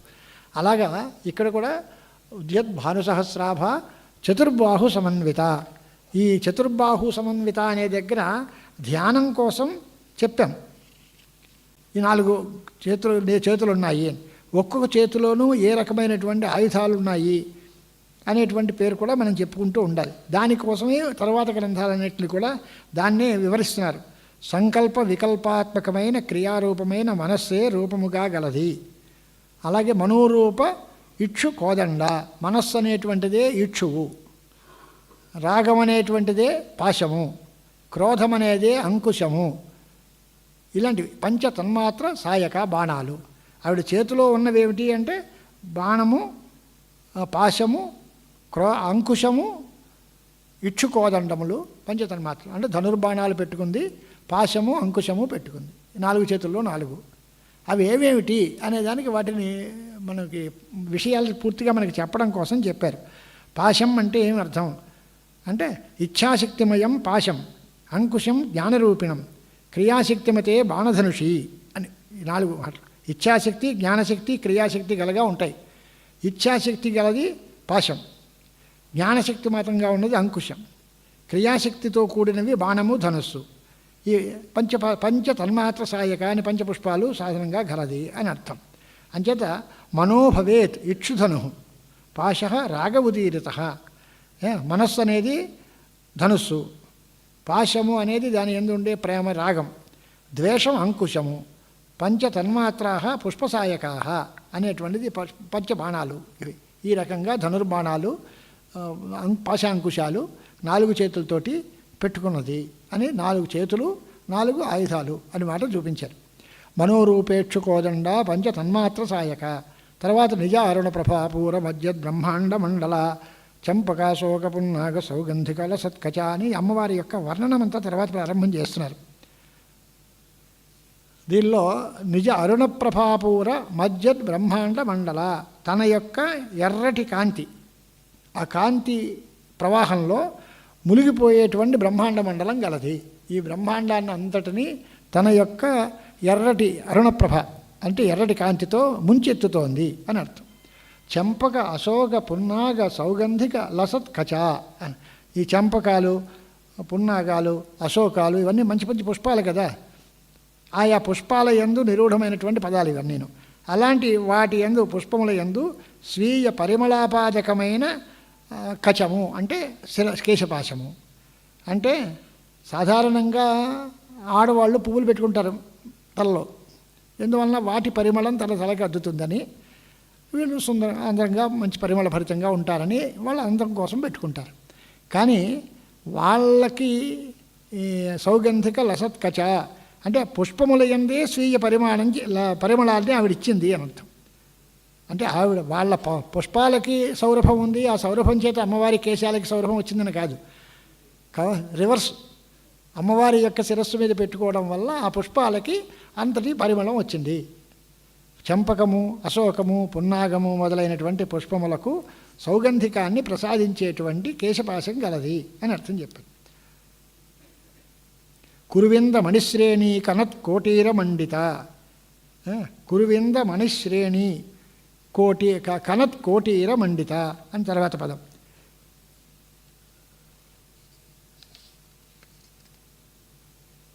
కామానురాగ కురువిందజేషు శనైర్న తాదృక్ స్ఫటికోద్భవేషు మాంగళ్యయుక్త హరిభక్తిదాశ్చ వృద్ధిప్రదాస్తే స్మరణాద్భవంతి అని దీని యొక్క గుణాలు, పద్మరాగాలు, కురువిందాలు ఇలాంటి వాటి యొక్క గొప్పతనాన్ని చెప్పేటువంటి పురాణ శ్లోకాలన్నీ చెప్పారు వాళ్ళు. కురువిందము, సౌగంధికము, కురువిందము, స్ఫటికము మొదలైనటువంటివి అని ఒక రాళ్లలో ఉండే అవాంతర భేదాలు. మనం రత్నాలు, మాణిక్యాలు, వజ్రాలు ఇవన్నీ అంటాం. అది పాషాణాది ప్రభేదాహ తద్గర్భే పద్మరాగమణీనాం ఉత్పత్తి అని. వాటిల్లో పద్మరాగము అనేటువంటిది పుడుతుంది. అలాంటి ఆ మణులకన్నిటికీ ఉత్పత్తి స్థానమైనటువంటి వాడి యొక్క పద్మరాగాది రకముల యొక్క ఆ స్ఫటికోద్భవములైనటువంటి పాషాణములన్నీ మన అందరికీ రకరకాలైనటువంటి హరిభక్తిని, వృద్ధిని కల్పిస్తాయి అనేది పురాణాల్లో చెప్తున్నారు. మాంగళ్యయుక్తా హరిభక్తిదాశ్చ వృద్ధిప్రదాహ తే స్మరణాద్భవంతి. ఈదృశానాం శ్రేణ్యా పంక్త్యా కణతా దీప్యమానేన కోటీరేణ ముకుటేన మండిత. అంటే అంతరికీ వర్ణన ఎక్కడుందంటే ఆవిడ ఒక కిరీటం ధరించింది. ఆ కిరీటంలో రకరకాల రత్నాలు పొదిగున్నాయి. ఆ రత్నాలన్నీ కూడా మనకి అన్ని రకాలైనటువంటి మాంగళ్యాలని, వృద్ధిని అన్నిటినీ ప్రసాదిస్తాయి. అలాంటి మనకి అందరికీ సర్వవిధమైన కోరికల్ని తీర్చేటువంటి, శ్రేయస్సుని ప్రసాదించేటువంటి రత్నాలతో కూడిన కిరీటంతో శోభించేటువంటి అమ్మవారు అన్నాడు. కిరీటం ముకుట శోభిత కనక కోటీర కురువింద మణిశ్రేణి కనత్ కోటీర మండిత. ముఖ్యంగా చెప్పదగ్గ కోటీర మండిత అంటే ఒక కిరీటంతో శోభిస్తోంది. ఆ కిరీటం ఎలాగుంది అంటే కిరీటంలో రత్నాలు పొదిగున్నాయి, మాణిక్యాలన్నీ ఉన్నాయి. అవన్నీ కురువింద మన కనత్ కోటీర శ్రేణి, అవన్నీ ఆ మంచి మంచి మణులకన్నిటికీ కూడా నిలయమైనటువంటి, పాషాణములకు నిలయమైనటువంటి ఆ రత్నాలు అన్నిటితో పొదగబడిన కిరీటాన్ని ధరించినటువంటిది అని అర్థం అక్కడ చెప్పారు. అష్టమీ చంద్ర విభ్రాజ దళికస్థల శోభిత. అష్టమి నాడి చంద్రుడిలాగా అష్టమి తిథి నాడు ఉంటుంది. అది చక్కగా ఉంటుంది. ఆ చంద్ర అష్టకళాయుక్తుడుగా ఉంటాడు. అంటే అది ఎలా ఉంటుంది? సమచంద్రార్థమిడిత, సమచంద్రార్థం అన్నాడు. అష్టమి నాడి చంద్రుడు సగం కరెక్ట్గా ఉంటుంది. పూర్తి చంద్రబింబం కాదు, సగం కరెక్ట్గా. అష్టమి నాడి చంద్రుడు సగం 50% చంద్రబింబం కనిపిస్తుంది. అలాగే అష్టమీ చంద్ర విభ్రాచత్ అళికస్థల శోభిత. అళికస్థలము అంటే ముఖం, లలాట దేశం. ఈ లలాటం ఎలాగుంది అంటే ముఖం మధ్యలో దానిలో సగభాగం పైన ఉండేటువంటి అష్టమి నాడి చంద్రుడిలాగా ఉంది అమ్మవారి యొక్క లలాట భాగం. నుదురు. ఆ లలాట భాగం అష్టమి నాడు చంద్రుడిలాగా ఉంది అని అర్థం. అష్టమి చంద్రుడితో సమానమైనటువంటి అళిక స్థలము అంటే లలాట ప్రదేశంతో విరాజిల్లుతూ ఉన్నటువంటి మాట. ఎందువల్ల అంటే ముఖమంతా చంద్రుడు, ఆ ముఖం యొక్క చంద్రుల్లో సగభాగం లలాటం, అది అష్టమి నాడి చంద్రుడిలాగా ఉంది. అంటే విశాలంగా చక్కగా విప్పారినటువంటి నుదురు భాగం కలిగినటువంటిది అని అర్థం. ముఖచంద్ర కళంకాభ మృగనాభి విశేషిక. ముఖచంద్ర కళంకాభ మృగనాభి విశేషిక. ముఖమనే చంద్రుడు, దానిలో మృగనాభి అంటే కస్తూరి. ఆ కస్తూరి అనేది బొట్టు అన్నమాట. కస్తూరి కుంకుమం, కస్తూరి తిలకం, లలాట ఫలకే అంటాం కదా. కస్తూరి అనేది బొట్టు. ఆ అష్టమి నాటి చంద్రుడు లాంటి లలాటం మీద మృగనాభి విశేషంతో ఒక కస్తూరితో ఒక చక్కగా బొట్టు పెట్టుకుంది ఆవిడ. అది ముఖచంద్రానికి కళంకంలాగా ఉంది అది. అంటే ఆవిడ ముఖం చంద్రుడైతే ఆవిడ నుదుటి మీద పుట్టినటువంటి బొట్టు కస్తూరితో పుట్టిన బొట్టు చంద్రుడిలో ఉండే మచ్చలాగా ఉంది. ముఖం, అమ్మవారి ముఖం చంద్రుడు లాంటిది. అమ్మవారి ముఖంలో లలాట భాగం అష్టమి చంద్రుడు లాంటిది. దానిలో పెట్టుకున్నటువంటి ఆ బొట్టు కస్తూరి తిలకం ఏదైతే ఉందో చంద్రుడి యొక్క కళంకం లాంటిది అన్నాడు. అష్టమీ చంద్ర విభ్రాజ దళికస్థల శోభిత ముఖచంద్ర కళంకాభ మృగనాభి విశేషక వదనస్మర మాంగళ్య గ్రహతోరణ చిల్లిక వదనస్మర మాంగళ్య వదనమేవ స్మరస్య కామరాజస్య మాంగళ్య గృహం. ఆవిడ ముఖమే కామరాజైనటువంటి మన్మథుడి యొక్క మాంగళ్య గృహం. దానికి బహిర్ద్వారం ఏది అంటే ఆవిడ తలకు కనుబొమ్మలు. వదనత్ర చిల్లిక అనే దానికి భ్రూలత అని అర్థం. అలాంటి రూపకం అన్నమాట. అంటే ఆవిడ ముఖం యొక్క కాంతికి మనందరికీ కూడా చంచలాభ్యాం మీనాభ్యాం తుల్యే లోచనే. అంటే అమ్మవారి యొక్క కళ్ళు ఎలాగున్నాయి, అమ్మవారి యొక్క కనుబొమ్మలు ఎలాగున్నాయి, రెండింటినీ వర్ణిస్తున్నారు. వదనస్మర మాంగళ్య గ్రహ తోరణ చిల్లిక. ఓ ఇంటికి తోరణం ఉంటుంది. తోరణం అంటే బహిర్ద్వారం అని అర్థం. బయట ఉండే శాత్తోరణం బహిర్ద్వారం అని, బహిర్ద్వారానికి తోరణం అని పేరు. మన శృంగేరిలో వెళ్తే తోరణ గణపతి అని మొట్టమొదటిలో స్తంభం మీద పైన కనిపిస్తాడు ఆయన స్వామివారు. అలాగే ఈవిడ తాలూకు కనుబొమ్మలు ఎలాగున్నాయి అంటే ముఖం అనేటువంటి మన్మథుడి యొక్క మాంగళ్య గృహానికి తోరణంలాగా ఉన్నాయట. మనం ఇంటికి సింహద్వారానికి తోరణాలు కట్టడం, మంచి మంచి పువ్వుల మాలలు వేయడం ఇవన్నీ పెట్టుకుంటాం కదా అందంగా. అలాగా అమ్మవారి యొక్క వక్ర లక్ష్మీ పరీవాహ అంటే వదన స్మరమాంగళ్య గ్రహ తోరణ చిల్లిక. వదనమే స్మరమాంగళ్య గృహం, స్మరుడి యొక్క మాంగళ్య గృహం. దానికి చిల్లిక అంటే భ్రూలత. అలాంటివి రెండు కనుబొమ్మలు ఆవిడ యొక్క ముఖానికి ఉండేటువంటి భ్రూలతలుగా ఉన్నాయి, కల్పద్రుమాలుగాను ఉన్నాయి అని అర్థం. అంటే పూర్తిగా అలాగే వక్రలక్ష్మి అంటే ముఖకాంతి అనేటువంటిది ఒక జలప్రవాహం అనుకోండి. దానిలో ఇటు అటు తిరగాడేటువంటి చేపల్లాగా ఉన్నాయట ఆవిడ కన్నులు. కదిలేటువంటి మీనాక్షి అంటాం కదా. మీనాక్షి అంటే అర్థం ఏంటి? చేపల వంటి కన్నులు గలది అని. అలాగే ఇక్కడ చేపలంటే ఏంటి అని అర్థం? వక్రలక్ష్మీ పరీవాహ చలన్ మీన ఆభ లోచన. మీనముల వంటి లోచనం గలది. ఎక్కడుంటాయి చేపలు అంటే నీటిలో. నీరు ఎక్కడుంది ఇక్కడ అంటే వక్రలక్ష్మీ పరీవాహం. ఆవిడ యొక్క ముఖపద్మం యొక్క కాంతి అనే జలప్రవాహం. దానిలో చేపలు ఇటు అటు తిరుగుతున్నాయి. ఆ చేపల లాంటి కళ్ళు గలది అని అర్థం. అంటే చేపల వంటి కళ్ళు గలది, చంచలమైనటువంటి నేత్రాలు గలది అని అర్థం. చేపలకి కంటికి పోలిక ఏంటి అంటే చేపలు ఒక చోట నుంచి స్టాండర్డ్గా ఉండిపోవు, ఏకాగ్రంగా అటు ఇటు ఇటు అటు కదులుతాయి. అలాగే కళ్ళు కూడా ఇటు అటు తిప్పి కదులుతోంది. చనల్ మీనాభలోచన అని అర్థం. మీనశివ ఈక్షణం అని అర్థం. ఇదేంటి కానీ చేపల లాంటి కళ్ళు గలది అంటే దీని ఉద్దేశం ఏమిటి అని అంటే లోక పురాణ ప్రసిద్ధమైనటువంటి ఒక గాథ ఉంది. మీనానాం వీక్షణ మాత్రే శిశూనాం అభివృద్ధి. చేపలు తమ పిల్లలకి అభివృద్ధి కల్పించాలి అంటే ఏం చేయగల చూస్తే చాలుతుంది. చేపల యొక్క చూపుతో పిల్లలందరూ ఎలా పెరిగి పెద్దవాళ్ళు అవుతారో అలాగే అమ్మవారి యొక్క చూపు చేతే ప్రపంచం అంతా అభివృద్ధి చెందుతుంది అని ఉద్దేశం. దానికోసం మీనం వంటి చేపలు కళ్ళు గలది అని చెప్పారు. ఈక్షణానికి మీన సాదృశ్యం. మీనములతో పోలిక ఎందుకు అంటే చూపుతోటే జగత్తునంతటినీ పోషించగలిగిన శక్తి గలది మీనములు. వాటి పిల్లల్ని అది పోషిస్తుంది. ఈవిడ మీనాభలోచన కనుక ఈ ప్రపంచాన్నంతటినీ కూడా ఆవిడ చూపుతేటే ఈక్షణము చేతనే మనందరినీ అనుగ్రహిస్తుంది అనే అర్థం కూడా కనిపిస్తుంది అన్నమాట. వక్రలక్ష్మీపరీవాహ చలన్ మీనాభలోచన నవచంపక పుష్పాభ నాసాదండ విరాజత. మనం అందులో ప్రసిద్ధంగా సంపెంగ పువ్వు లాంటి ముక్కు అంటాం కదా. నవచంపక పుష్పాభ నాసాదండ విరాజిత, ముక్కు యొక్క దుర్ణం ఇది కన్ను ముక్కు. ఆ ముక్కు ఎలాగుంది అంటే కొత్తగా అప్పుడే వికసించినటువంటి చెంపక పుష్పంలాగా మంచి సంపెంగ లాంటి ముఖం కలిగే వక్త, దాన్ని ఏమంటారు, నాసాదండం గలది అని అర్థం.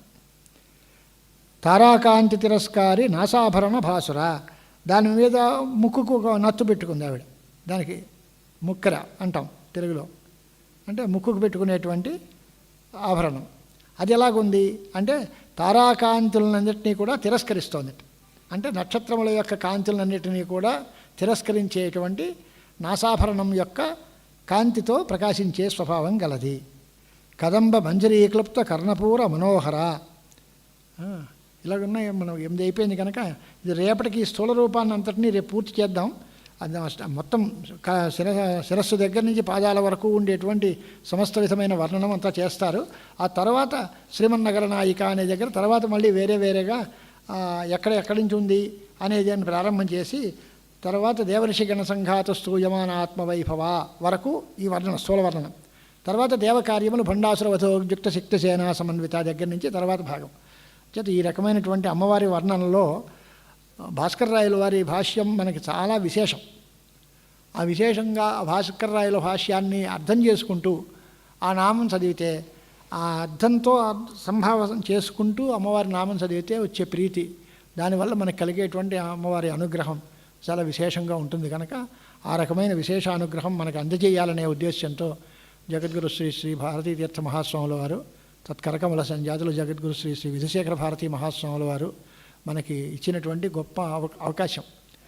నేను ముందే మనవి చేసినట్టుగా ఈ గ్రంథం అంతా అయ్యే పని కాదు, ఏమీ కాదు. కానీ పరిమితంగా మొదట్లో స్థూల రూపాన్ని చూసుకుని రేపు సూక్ష్మరూపం వరకు వెళదాం. ఎల్లుండి పరతత్వం యొక్క స్వరూపం. 3 భాగాలు, 3 రకాల శరీరాలు, స్థూల శరీరం, సూక్ష్మ శరీరం, పరశరీరం. అలాగే అమ్మవారి యొక్క స్థూల దేహము, దేవకార్యాలు, ఆవిడ చేసినటువంటి వర్ణన, ఆవిడ సౌందర్యం, ఆవిడ చేసినటువంటి జగదుద్ధార కార్యక్రమాలు, వాటిని గురించి విచారణ. ఆ తర్వాత సూక్ష్మరూపంగా ఉండేటువంటి అమ్మవారి మంత్రము, మంత్ర స్వరూపాలు, మళ్ళీ దానిలో కూడా 3 రకాల కూటాలు ఉన్నాయి. శ్రీమద్ వాగ్భవ కూట స్వరూప ముఖపంకజ, కంఠాధ కటిపర్యంత మధ్యకూట స్వరూపిణి, శక్తికూటైకతావర్ణ కక్ష్యధోభాగధారిణి అని అమ్మవారి యొక్క 3 భాగాలు, మంత్రం యొక్క 3 భాగాలతోటి ముడిపెట్టి మంత్రస్వరూపమైన సూక్ష్మ శరీరాన్ని వర్ణించింది లలిత రహస్యనామ స్తోత్రం. ఆ తర్వాత చిచ్చక్తి చేతనారూప అనేటువంటిది పరతత్వం. పూర్తిగా సత్కళ, సచ్చిదానంద విగ్రహ, ఇలాంటి పదాలు, నిర్గుణ, నిష్కళ, శాంత, ఇలాంటివన్నీ పరతత్వం, బ్రహ్మతత్వాన్ని చెప్పేటువంటి భాగాలు. అవి పరతత్వాన్ని చెప్పేటువంటి నామాలు. ఇన్ని రకాలైనటువంటి నామాలతో స్థూల శరీరాన్ని, సూక్ష్మ శరీరాన్ని, పరతత్వాన్ని అన్నిటినీ చెప్పేటువంటి ఈ స్తోత్రంలో జగదంబ విశ్వాత్మకమురాలు, విశ్వాత్మకమైనటువంటి విశ్వస్వరూపంగా, జగత్స్వరూపంగా, జగత్స్వరూపంగాను జగన్నియామకంగాను ఉండేటువంటి సగుణ సాకార పరబ్రహ్మమూర్తి లలితా పరాభట్టారిక. వాటికి మూలస్తంభంగా మూలశక్తిగా ఉండేటువంటి ఆదిపరాశక్తి మహామాయ అని శక్తిమతులు 2 ఒకటే కనుక శివశక్తి ఐక్య రూపిణి అని చివరిలో ఉపసంహారం చేస్తారు. అది తాంత్రిక సిద్ధాంతం. చాలా ప్రామాణికమైన గ్రంథం. అందులో ఒక్క పాదం, ఒక నామం మనం మనసులో భావం చేసుకున్నా మనకి ఎన్నో రకాలైన శ్రేయస్సులు కలుగుతాయి. అలాంటి శ్రేయప్రదమైన కార్యక్రమంలో ఈ ప్రథమ దివస కార్యక్రమాన్ని ఇక్కడితో ముగిస్తున్నాను. సర్వం శ్రీ గురుచరణారవిందార్పణమస్తు.